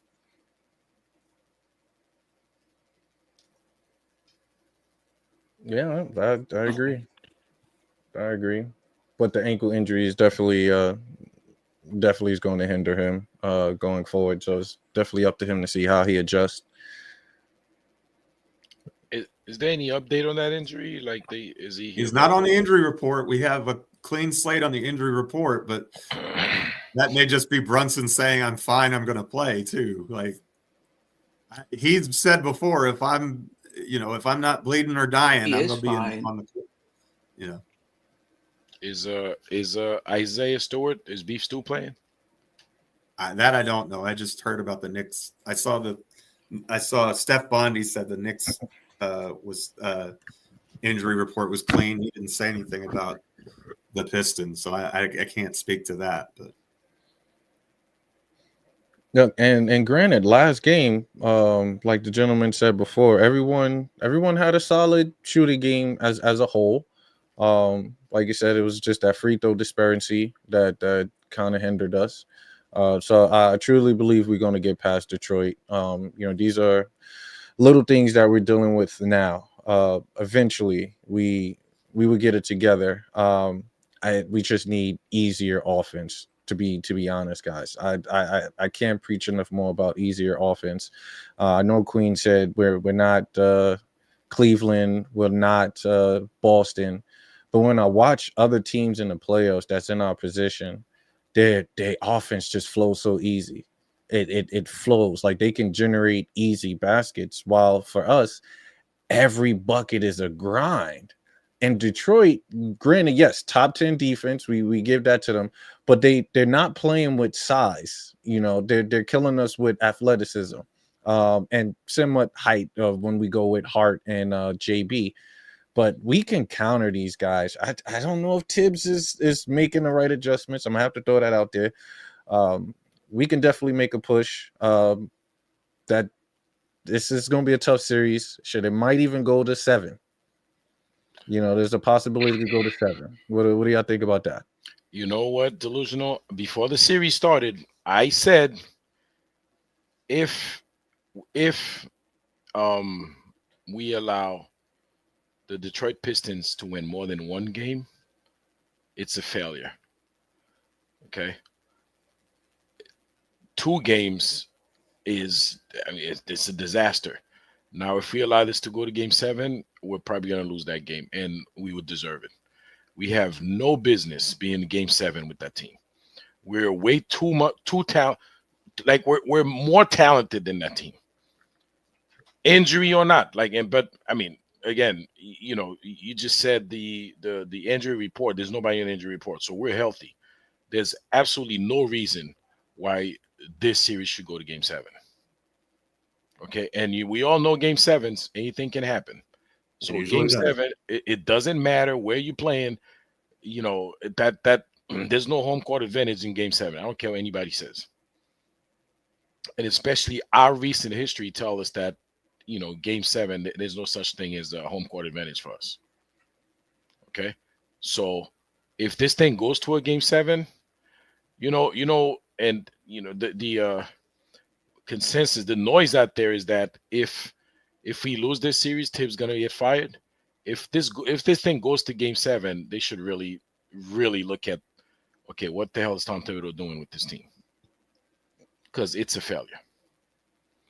Okay, the season is a success as far as I'm concerned, and I've said this because it's the first time you're putting this team together. But you got this far, and you let the Detroit Pistons take you to a game 7. We failed. So game 6 tomorrow night is a must win. And I mean must win in the sense that people's jobs should depend on, listen, you win tomorrow, you keep your job. You lose tomorrow, goodbye. I'm with you on that. No, I'm not. Yeah. Are we just talking about Tom Thibodeau? Are we talking about roster changes? Are we talking about the front office and the team they put together? No. Like, in general, he's asking, okay. for game 7 in general. That's just me going on a rant while you're not here, and then you popped up, so I didn't want to stop. Well, the cat's away, the mice will play. The Knicks lose this series, everybody goes, in my opinion. Everybody. Tom Thibodeau goes, I wouldn't even bring back the front office. I mean, the players are harder to get rid of. Yeah. I actually like the front office, though, to be honest with you. I think the front office has made some, even though, like you said, it was some tough decisions to get rid of Julius, and for the expense of Ragu. it's that lineup where we could have went in this year, but everybody was worrying about getting a center. Getting a center is really why they made that trade and to play 5 out, which we really don't play 5 out. But I like the front office. I like the front office. I think as much as talented as this, I mean, as talented as this team is, I still think it's the roster construction is not perfect. And I know some people would disagree. Some people would feel like this team right now is enough talent wise to win a championship. You just gotta find the right coach to make it happen. I just disagree. I think this roster is flawed in terms of not having enough ball handlers. I don't think this team is mentally tough enough. I do think, though, that that's something that you grow into.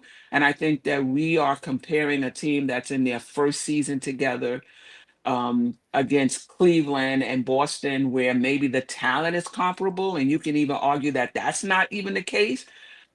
But in terms of performance, those are teams that have been together. Those are teams that have been through the wars together. Those are teams like Cleveland, who had the disappointment of losing to the Knicks in that series and being able to stay together and rebound from that and come back with a different coach, albeit. Yeah, listen, I'm not saying I'm messing Tom with you, Queen. Thibodeau I'm messing with you, Queen. is beyond firing. That I'm not saying that at all. What I'm trying to say is this team's lack of performance, too much of it, in my opinion, has been put on Tom Thibodeau. Not a lot has been put on Brunson, who, and I said this, and I keep saying that I said this before the start of the season, needs to grow as a player in terms of running a team. He has to get better. The way he's playing right now, he's had some good games. Game 3 and Game 4, I thought were really, really good. But I think when things start slowing down, he loses his head, and he's going into scoring mode. Brunson has to be better.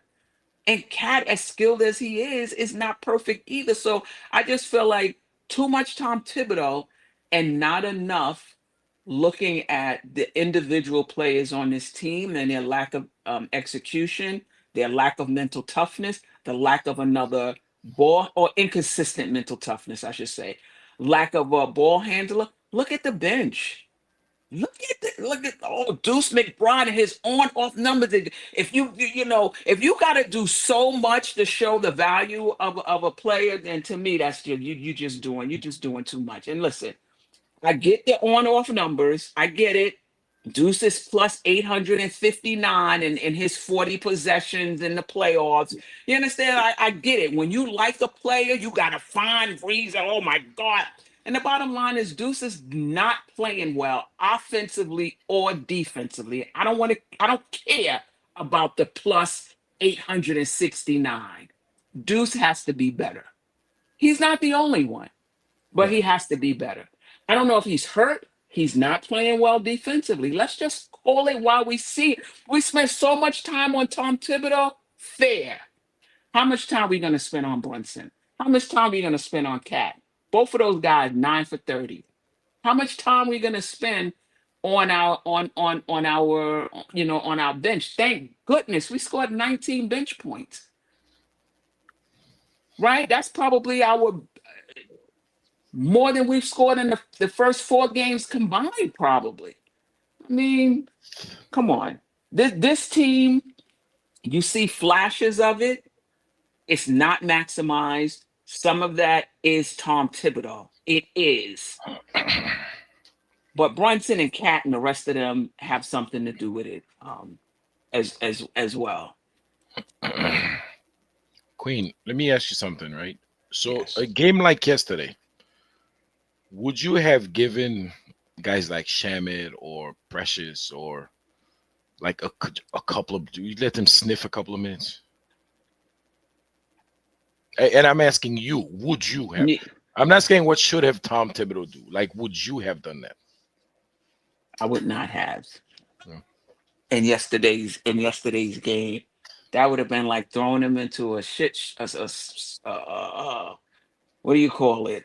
throwing him into a wind, a windmill or something, especially in a Precious, who hasn't tornado. played. Yeah, who hasn't played all season, but he's played he's played in the playoffs before. I know you text me, would you have given Shamet some of Deuce minutes? I think Thibodeau trusts Deuce. He trusts that even when he's not shooting well, that the next shot can turn it around for him. That's how Tibbs operates. Once a guy earns his trust, you're gonna get a long, long, long leash. And McBride has earned that.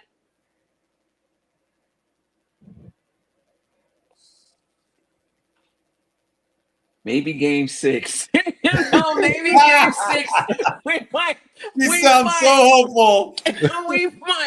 We might have to. But listen, Shaman hasn't. But you can argue Shaman has played what, 20 minutes in this series. It's so hard to say. Precious Has he hasn't even played at taken a all. shot? No. Right? I don't remember him even attempting a three or anything. Yeah.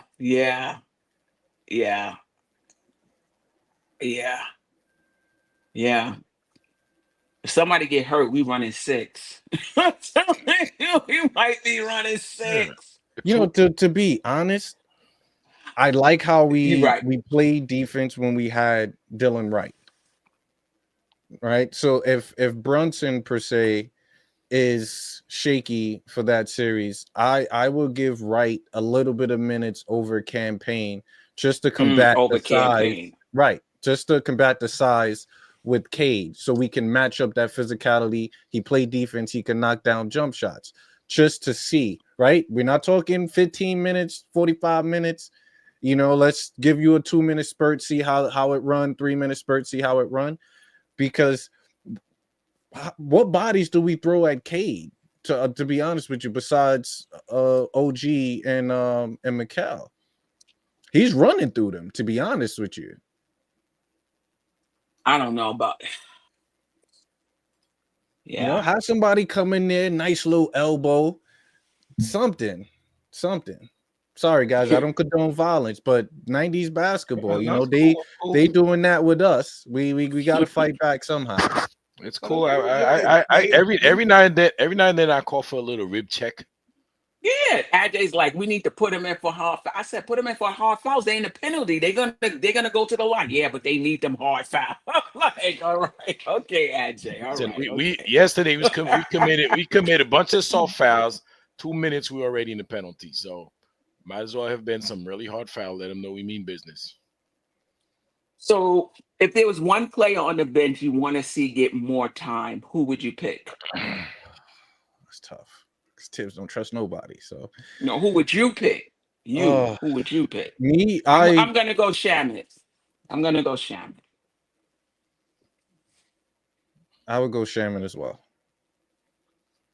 Because I think Shaman can put the ball pressure on Cade as well. He can switch on 1 to 3. Yeah. And give us spacing. So yeah. I don't know about Shaman on Cade though. I would put him on somebody else. Tim Well, no, Hardaway, meaning like, or how they do the high pick and roll with him, or if it's Tim Hardaway Jr., or if it's him and Malik Beasley. When they do that, that's when they usually switch to get either Brunson on them or whatever the case is. So for the most time, that's sometimes how he get matched up with them when they run those high pick and rolls. So that's why I mentioned that. But yeah.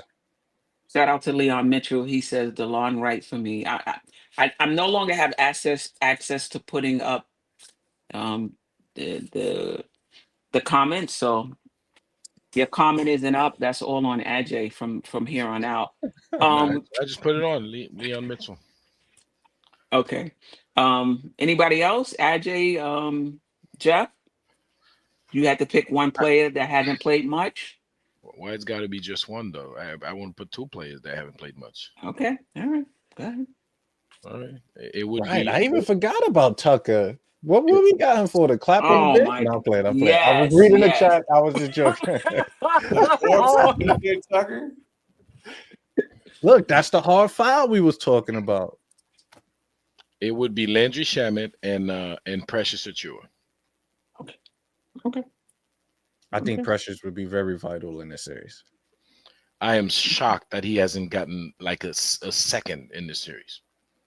I'm not. If you're going 8 or 9, you already have your bigs. Who's your? You got Why is it set in stone that we have to go 8 or 9? Like why? Like it's almost like a rule, this is written in stone. Why do we have to go 8 or 7?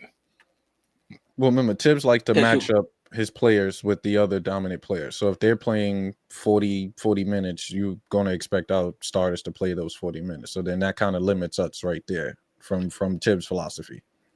Right. So when they put what's the dude name that was in Philadelphia, that was in Philly last year? Was it Reed? Reed. You mean you can give Precious the Reed minutes?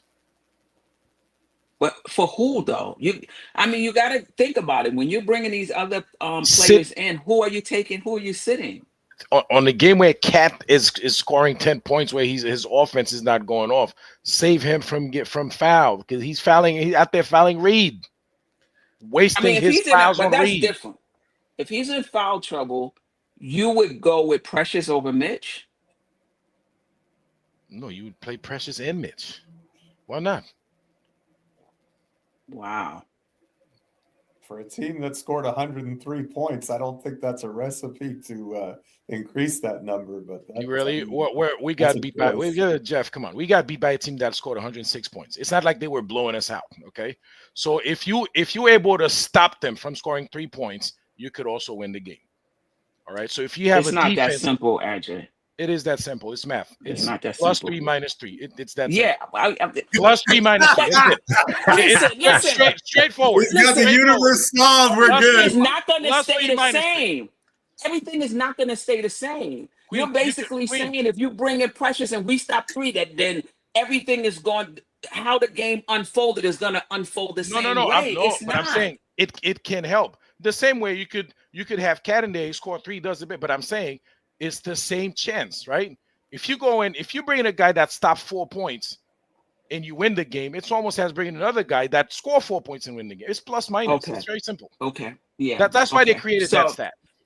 Okay. Wait, so can I save the whole AJ situation real quick? Because I will bring in Precious, right? Mitch would take Mitch minutes ultimately. Yeah, you can't put both of them in. He would take what's going to minutes, happen on the other side of the basketball? You've seen like some of these lineups, these defensive lineups. To me, I'm like, Jesus. Like, it's just clunky. You're like, all right. I hope we can hold them because we're not going to be able to score on the other end. I hope we can hold them. We had Precious and Mitch. I wouldn't do it. What game was Cat sat on the bench with 5 fouls? Like he couldn't get on because he had 5 fouls. Oh, was that I felt like that was game 4. That was game 4 that we won by a point, right? Precious could have got a couple. Yeah. He could have got a couple of minutes in that game. He definitely could have. 100%. I think Precious is fine right where he's at, in my opinion. But I just if whoever I would put Precious in for, I would prefer that person over Precious. And that's just my opinion. Now, if Hart is in foul trouble and you got to go with Precious, okay, all right. I mean, fine. But people would have to be in foul trouble. He Precious does make his mistakes, but one thing about him, he brings the rebounding. He does attack the basket in transition. That's one thing I like about Precious. He's going to run that floor, and he has the athleticism to kind of get to the line. That's bringing a dynamic that, at the moment, our transition buckets are very few at the moment. So because of the flow of the game, I mean, it's you think Precious is going to change that? Like, I don't want to sound like I'm down on Precious because I'm not down on Precious. I'm just saying, if Cat is in foul trouble, I would play Mitch more minutes before I play Precious. That's all. That's all I'm saying. I'm not down on Precious, he's given us good minutes. He could play in the playoffs. He played in the Philly series, and he was fine for us. So I'm not trying to say I'm down on him, but I'm just saying if you're going 8-9, and I hear what you, AJ, why we can't go 15? But Thibodeau is going 8 or 9, and that's not unlike most other teams, and it's not uncommon. You got to pick your guys, and if I had to pick my 8, Precious wouldn't be in there. That's all I'm saying. I hear you.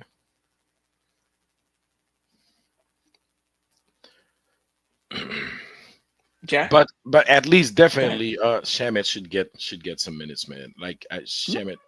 And Precious, you want Precious? That's your call. I'm just saying. That's fine. Jeff? I don't know that I want to see anybody who's not playing play. I think maybe just a few more minutes for some of the guys that we have been. Maybe like Campaign. I'd like to see him get a few more minutes. I'd like to see him play next to Brunson some, maybe even to start a third quarter. So you get, you get a different look, and maybe you jumpstart the team in the third quarter instead of, the third quarter of doom blues situation we've had for most of the series, to start the third quarter anyway. But, it's difficult because who do you take out? Like Josh Hart is one of our better rebounders. So, I think the big man rotation of Towns, Hart, and Mitch is probably a good one. So I think I would probably stick with that. I'm not a huge Precious fan. I mean, I think he might be okay because he's switchable. So from that standpoint, but on offense, the guy can't finish at the rim either. I mean, he's not a whole lot better than Robinson as far as that's concerned. And if you have those two on the floor together, that's Queen's Flintstones Bam Bam lineup that she loves so much. But and I kind of agree with that. I don't think that's the way to beat Detroit. I think our defense has been good. I think the object of our substitution should be find a way to get more points. I think if we can score more points, and get people in positions where it's easier for them to score. That's why I like more minutes for Campaign with Brunson, because that way you can play Brunson off ball, get him some wide open 3-pointers, make the defense have to do some different things. And maybe that opens up the floor for some of those other guys too. But some of it is just guys making shots. Like we've got to hit corner threes at a better than 23% clip. I mean, that's, those are shots that our guys shot 35%. If they just progress to the mean, we're going to win game 6. So I don't know. I don't have a problem with the short rotation in the playoffs. I don't think he's overextending the minutes of these guys in some fantastic way, especially when you compare it with what other teams are doing. And if I'm wrong about that, I'm wrong about that. But I'm not the minutes police. I'm not the like, it's the playoffs. Your best players should play.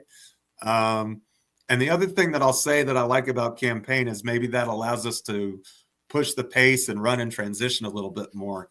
And I think that's one of the things that we need to do is to get the rebound, get out and go before the Detroit defense can get set up. I think when we've been successful, we've been able to do that quite a bit. And, we've forced turnovers in this series, but I don't think that we've taken full advantage of those turnovers. I feel like the Pistons have given us the ball a lot, and then we kind of tend to give it right back. And so we kind of stumble over us. It's like we got this turnover. We've got to hurry it down the court, whether it's there or not, or we'll make a bad pass, or like McCall threw that, touchdown pass to Mitchell Robinson that he wasn't, that was just, it was an awful pass and not a smart decision when we could have just, set things up. We had and Josh Hart is guilty of this a lot. I feel like he comes down and he charges in there, and then he has nowhere to go with the ball. And then, he's jumping in the air and throwing a pass or whatever. We've had a lot of sequences with just questionable decision-making after we forced the turnover. So clean some of that stuff up. And look, to me, this series is about Cat and Brunson. Get them more touches. Let your stars carry you home. And if they can't carry us home, then in this offseason, we need to think about breaking up the band and going in a different direction. That's all. Wow. Wow. I mean, I think the NBA has definitely changed, right? I mean, there's times when a team would take a lump and you have the opportunity to bring that team back and so that they can grow past it. I mean, that's not today's NBA. So fat chance of of the Knicks, for example, losing this series and the game being back. I don't think that's happening. I don't think that's happening. Um, what do we need to do in game? Well, one, do you believe the Knicks can close it out in game 6? Yes or no? And why and why not? Yes, I think they can close it out in game 6. It's not the question of can, it's a question of will. Will they do it? They're certainly capable of it. We've won 2 games in Detroit already. They're not scared of playing on the road. I think they play better on the road in some instances. So, I mean, we're 2-0 on the road and we're, 1-2 at home. So, it's not like we've actually gotten a better whistle at the Pizza Planet than we have at MSG. So there's no doubt. Look, there's never been a doubt in my mind in this series. I've said since game 1, are the Knicks going to beat themselves? And the answer is they have twice already and almost 3 times already, if you want to make an argument for that. But, we have the more talented players in the series, but we're not playing well. I don't think I can look at any of the 5 games and say that we're playing well, and we're still up 3-2. Like, think about that for a minute. Like, I can legitimately make the case that we haven't had a really good game yet, and we're up 3-2. That tells you that the capability is there. The question is, it's Jekyll and Hyde. Which team shows up? Not just which team shows up in the game, which team shows up in the quarter. Like, we could have a 28-20 first quarter where we look good, and then second quarter they run us out of the gym. Like, there's not any consistency. But the other thing is this team tends to respond after a loss. That's one thing that this group, as inconsistent as they've been, and they've been very inconsistent, usually after a loss, they reset, they focus, and they play better. So hopefully, knock on all the wood everywhere, wherever you've got it, they figure it out this time. Yeah. Yeah. Let's see. Ajay?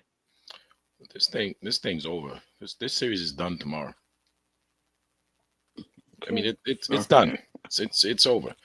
It's again, we're more talented than the Detroit Pistons team. And Geoff, I so agree with you. We have not played a good game this series, and somehow we still up 3-2. We haven't had a good game. We had one good quarter. Is that 21 run we did? That literally, that's all we have this entire series. Tomorrow, I expect these guys to play up to their capabilities, and I expect them to play smart basketball. Okay. Caveat: if Karl Anthony Towns only take 4 3-pointers, we're gonna lose that game. Okay, he needs to shoot at least 8 of them. I don't care if he's hitting them or not. He needs to shoot because they know he can shoot it. That'll open it up for other people. Okay. But they playing him anyway, AJ, whether he shoots it or not, because he has that gravity. So whether he shoots it or not, they're still gonna play him. He needs to shoot at least 8 3-point attempts. Okay. So tomorrow I expect us to play smart basketball, not the dumb low IQ stuff we've been playing. We played a couple of games this series. That's all we need to do, man. These guys, they're more talented than the Detroit Pistons. So this thing. But what does that mean? We keep saying that over and over. Just because you're more talented doesn't mean you're going to win. What is the mentality of this team? What is the grit? What are the defensive scheme? What are the offense talent? We're more talented. We should win because we're more talented. No. Queen, No. I'm not saying we should win because we're more talented. I said we're more talented, so that give us an advantage. We're gonna win tomorrow because we're gonna play better. We're gonna play smarter basketball, and we're gonna use our talent, use our mismatches, our favorable matchups, and we're gonna do all that, and that's why we're gonna win. So Yeah. that gives us the a leg up because we're more talented. So, but this series is over tomorrow. It's not it's a done deal. Hope you're right. Wow. I think the Knicks can win in Game 6. Whether they do it or not remains to be seen. I think it starts with how they come out to the game. If they come out the way they came out in Game 4, Pistons is going to be up 25-8. Crowd is going to be in the game, and now the Knicks have to work their way back in, right? So if they come out the way they came in out in Game 3 and 4, get off to a good start, hit your first few shots so that the crowd can't get into the game. That's a good start for the Knicks, right? So I do think they can win Game 6, but basically it comes down to shot making, and if the game is close, who's getting the timely stops and who's hitting the timely shots. That's it. When it comes down to it, who's getting that timely shot and that timely stop? We could talk about, obviously you want to put yourself in that position, but you got to close. You have to close. We shall see which Queen, team, to your point, shows up. One thing we have to mention, though, injuries, hopefully, our guys are okay. Is Brunson 100%? This is what I'm saying. The longer this series goes, Brunson is not going to get better. He's not going to get more spry. So now Brunson has to now come in. What if he was, I don't know, let's just say he was 75% in Game 4. What is he going to be now? Think he's going to be 85? Probably going to be like 65. You know what I mean? So I don't know. It's we'll see, because I think if he's not at his best, we got to stop playing him like he's at his best. And we got to start using him more as a decoy. We got to start running stuff for other people. Other guys have to use the ball. Maybe that's why we saw more balanced scoring, because JB just wasn't, just wasn't himself.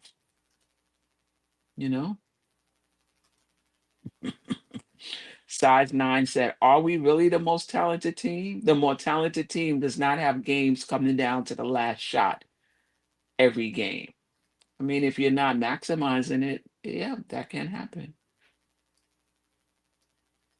That can happen. All right. Anything else before we get to last words?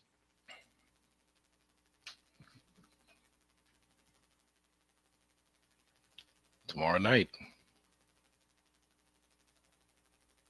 But listen, more importantly, when is Game 1 against the Celtics? What day is it? Is that Saturday or Sunday?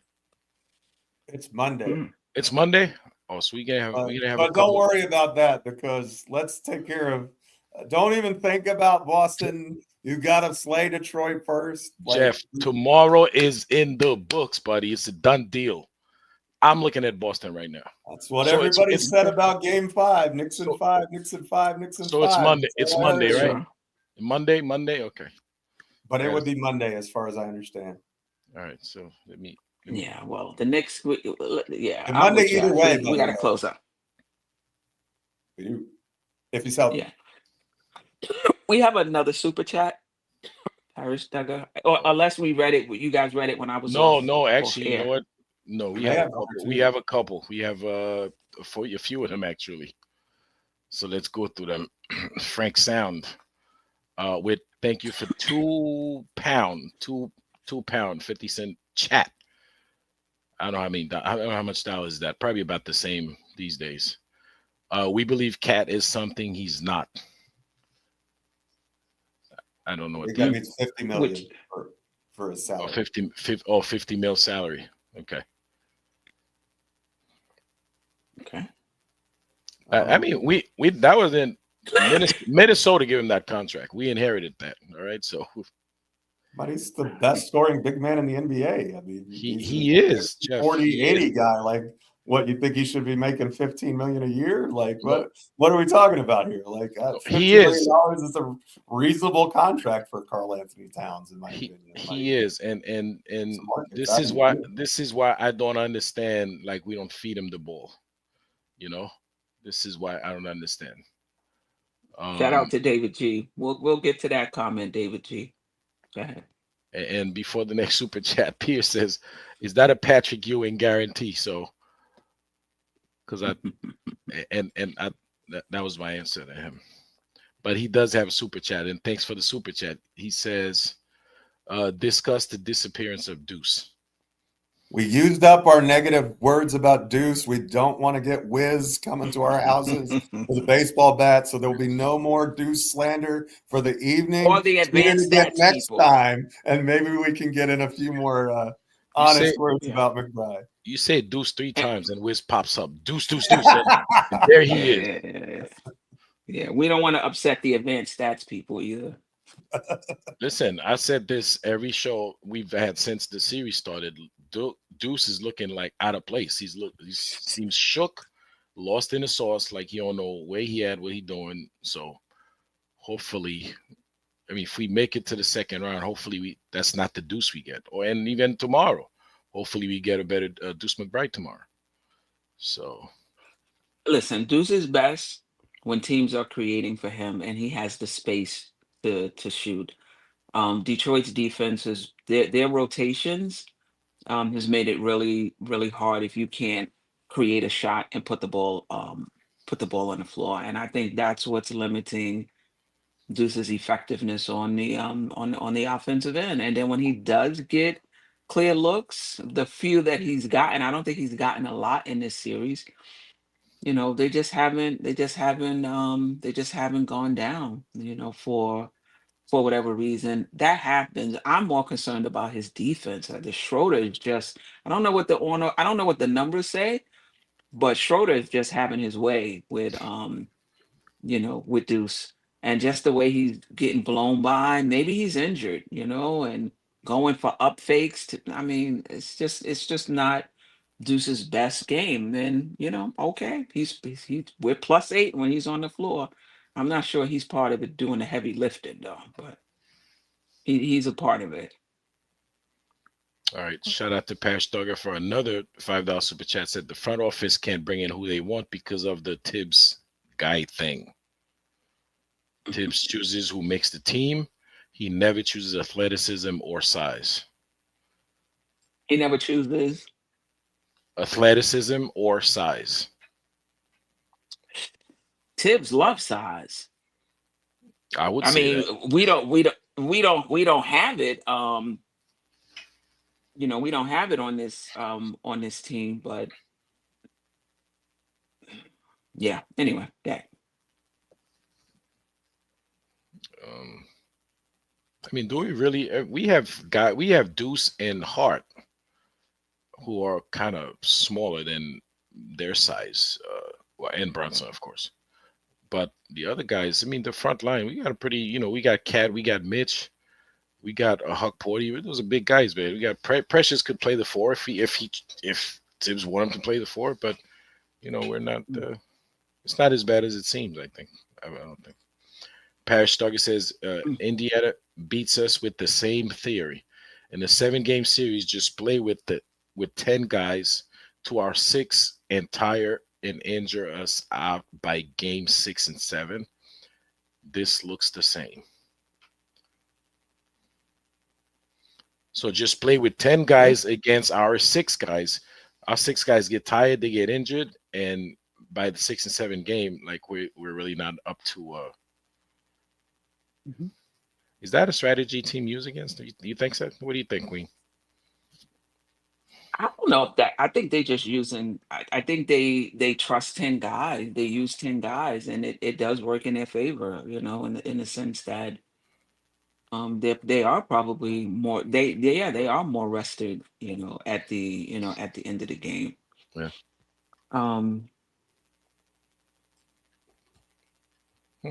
All right, well, that was it. Thank you, Paris, for the $5 super chat. Appreciate And you, Paris Duggar. and Go guys, ahead. hit the like button, man. You know, get us that like. Queen, you, Jeff, I hope you guys hit the like button. We have 57 likes, only 57 like, and we've had up to 140 people in the chat. Or All right, let me hit it. checking it out. So Yeah, definitely hit the chat. And shout out to David G. He said we have more talent. Detroit is playing better as a team. I mean, I think Detroit is trying too to create offense. I think both teams is struggling to create offense, and I don't think we haven't talked about our defense enough. I mean, that's something that coming into the playoffs, all of us were like, "Oh my goodness, like what's going to happen with this defense?" I think the defense has been pretty good. Now Detroit doesn't have these, shooters, all around that you have to tend to. So that could make your defense look better. If you're playing a team that, has Cade stirring the drink, so to speak, and knockdown shooters, maybe the defense doesn't look as good. But for this particular team, it's looked good. And they've made it tough on Cade for the most part. Like he's had a couple good games, but if you look at his efficiency in this series, I don't think you would say that he's been like lights out killing us. Like I think you live with what he's gotten and what he's done. I mean, I don't know that we're going to luck out where Beasley and Hardaway are going to continue to miss at the clips that they are, but maybe we get some shots on the other side from guys like Bridges and OG and even Brunson, who are capable outside shooters who just haven't gotten it done so far. And I'll even throw Deuce into that because he's 4 of his last 16 from 3. What if he has a game where he hits 6 of 8? We've seen him do it before, and we've seen him have a big game in the playoffs. He did it against Philadelphia last year. So, he's certainly capable. I'm not saying that's what's going to happen. I'm just saying that there are capable shooters on the roster who are underperforming. And I don't know if that's going to fix. I don't know what the issue is. I think a lot of the misses that we have are uncontested. I think that I've seen a lot of times where we make the right pass. Bridges, for example, wide open for a 3 and he just misses it. Or a lot of times we pass the ball a corner. It's right there. I'm like, yes, great. Oh, we missed it. And then it ends up with a long rebound, fast break the other way. And you got a 5-point swing just like that, So, it's look, some series are just slog it out like fist fights. And this is one of them. And, that's just who the Pistons are. They're a team that can just get you in the muck and get you down in the mud. And when they're allowed to play physical, like they've been allowed to play physical, that helps them.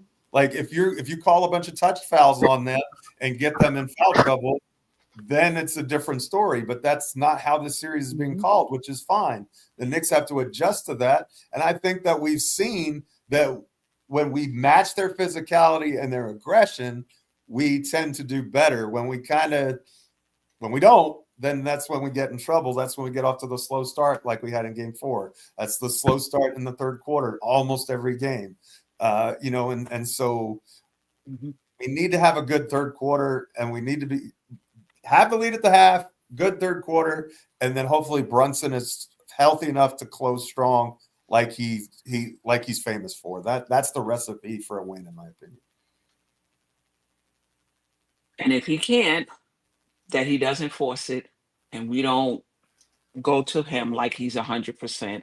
There's other players on this team that can come through for the Knicks, and they need to. That can step up, and that need to, and I believe will. I think the Knicks are up for the challenge tomorrow for sure. Yep. Any last words, or was those your last words? My last words. Thank you, Queen. Thank you to the chat. Size 9. It's good to see you in the building. A lot of classic faces, and thanks for putting up with us twice. You got the double header today. Ernie Banks? Let's play 2. And so let's get it going tomorrow. Jay, my guy, I love the confidence. Speak it into existence, brother. I wish I wish that was me, but the PTSD just won't let me do it. So, and Queen, I think it's right in the middle. I think she's, I think you're on this side, I'm on this side, and she's like right in between. She's like, yeah, we will win. We will win. I hope we win. We will win. Yeah, because I don't know which team. Listen, we're gonna win. We're gonna win. I hope we win. Game 3 or 4, the team that came out in game 5. Shout out to Wiz BK LA. He came out. He also said DeLon Wright for Deuce. We should replace Josh with Precious. Stop. And D Wright for Deuce with 6 to 10 minutes. Wow. More importantly, wow. I'm not kidding. When you say Deuce 3 times, he pops up. It's Candyman. Yeah. Shout out to Wiz. We love you, bro. Shout out to Wiz. Shout out to Wiz. Yeah, Sharon, A-Train, size 9. Listen, the chat was in there heavy today. Heavy. Double D, East Johnny, in the house. Keith Turner was here early. Keith Turner. Yep. JJ was here early as well. Leon Mitchell. Yeah, the Appreciate early you, birds. Wacko in Brooklyn. Wonder Woman was here like super early. Yep. Walter White. Parrish Thugger always rocking with us. Knicks Nation 112 in the building. Frank Sound. Frank. AJ, close your ears. Let's be real. Precious won't be in the NBA in 2 years. I saw that. I saw that, and I did not highlight it. I didn't see it, or I would have highlighted it. No, I did not highlight it. I would have highlighted it. He would have unhighlighted it. Kevin Bergen, I think we should start Mitch and Cat. I've seen a lot of that. Kate will wash the lawn. That's size 9. Yeah, you guys have been great today. Julian Blum, appreciate you. David Smith, Cat's grandfather or father or brother or uncle, I don't know how old he is, was in the house heavy. That Cat is the best player in Knick history. Like, relax with that. Curtis D. Young, he's been good for us. JM 3000 was in the house. Curtis D. Young, Miguel P. Yep. Miguel P. at some point had me cracking up. He said, "Cat is a jumbo power forward. We keep playing him at center, but he really should be a power forward, like an oversized power forward." Mm-hmm. But he did play the 4 in Minnesota. So anyway, Walter White. You might have said Walter White already. I mean, Almighty Finesse. It's been a minute. What do you think about the Giants draft? Appreciate you, Brandon Williams. What's wrong with having there's nothing wrong with having a new coach. I'm just saying, let it play itself out. And let's not overrate the coach and underrate the players. That's all I'm saying. I don't agree with everything Tom Thibodeau does. Trust me, I don't. Yeah, I don't know about that. I don't. I don't agree with everything Tom Thibodeau does, but I do understand Jeff, how dynamic. I'm just messing with Queen, man. Queen, she complains to me behind closed doors. She complains about stuff that Tibbs does. So I know. I just feel like I have to use all my time balancing the conversation, but I do not agree with everything Tom Thibodeau. Yeah, she complains. She's like, "What is Tibbs doing?" She be texting me, "What is he doing?" I know. Like, what lineup is that? Like, why is this? Like, come on, you know what I mean? I gotta balance. I feel that I need to balance the conversation, so I don't really talk about the things that I don't. I feel like I guess I gotta just take the time to talk about what I don't. But what I don't like about some of Tom Thibodeau's decisions. Just grab a shovel. They've got plenty.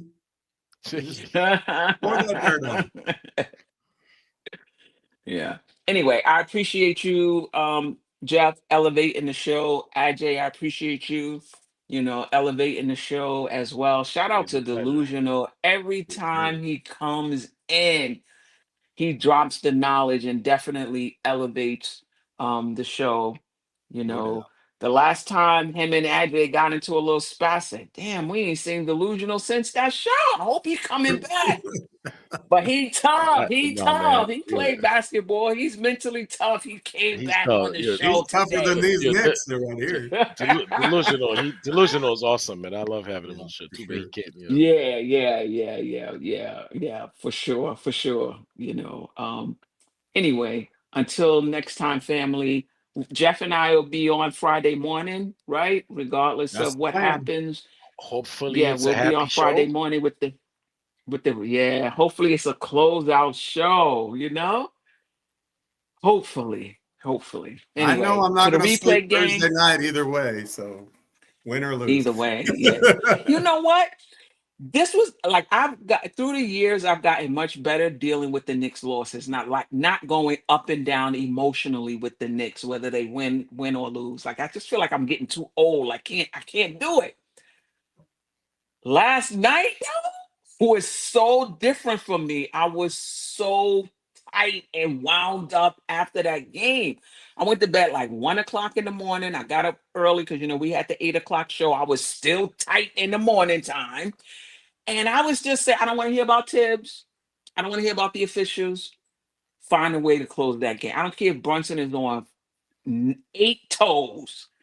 But figure out a way to win. Like that's how tight I was, after that loss. So I gotta have a That day different she approach. said that to me. I was gotta like, have a what am I different going to approach. talk about? She told me that before the show. I was like, that was all my prep. What am I going to do now?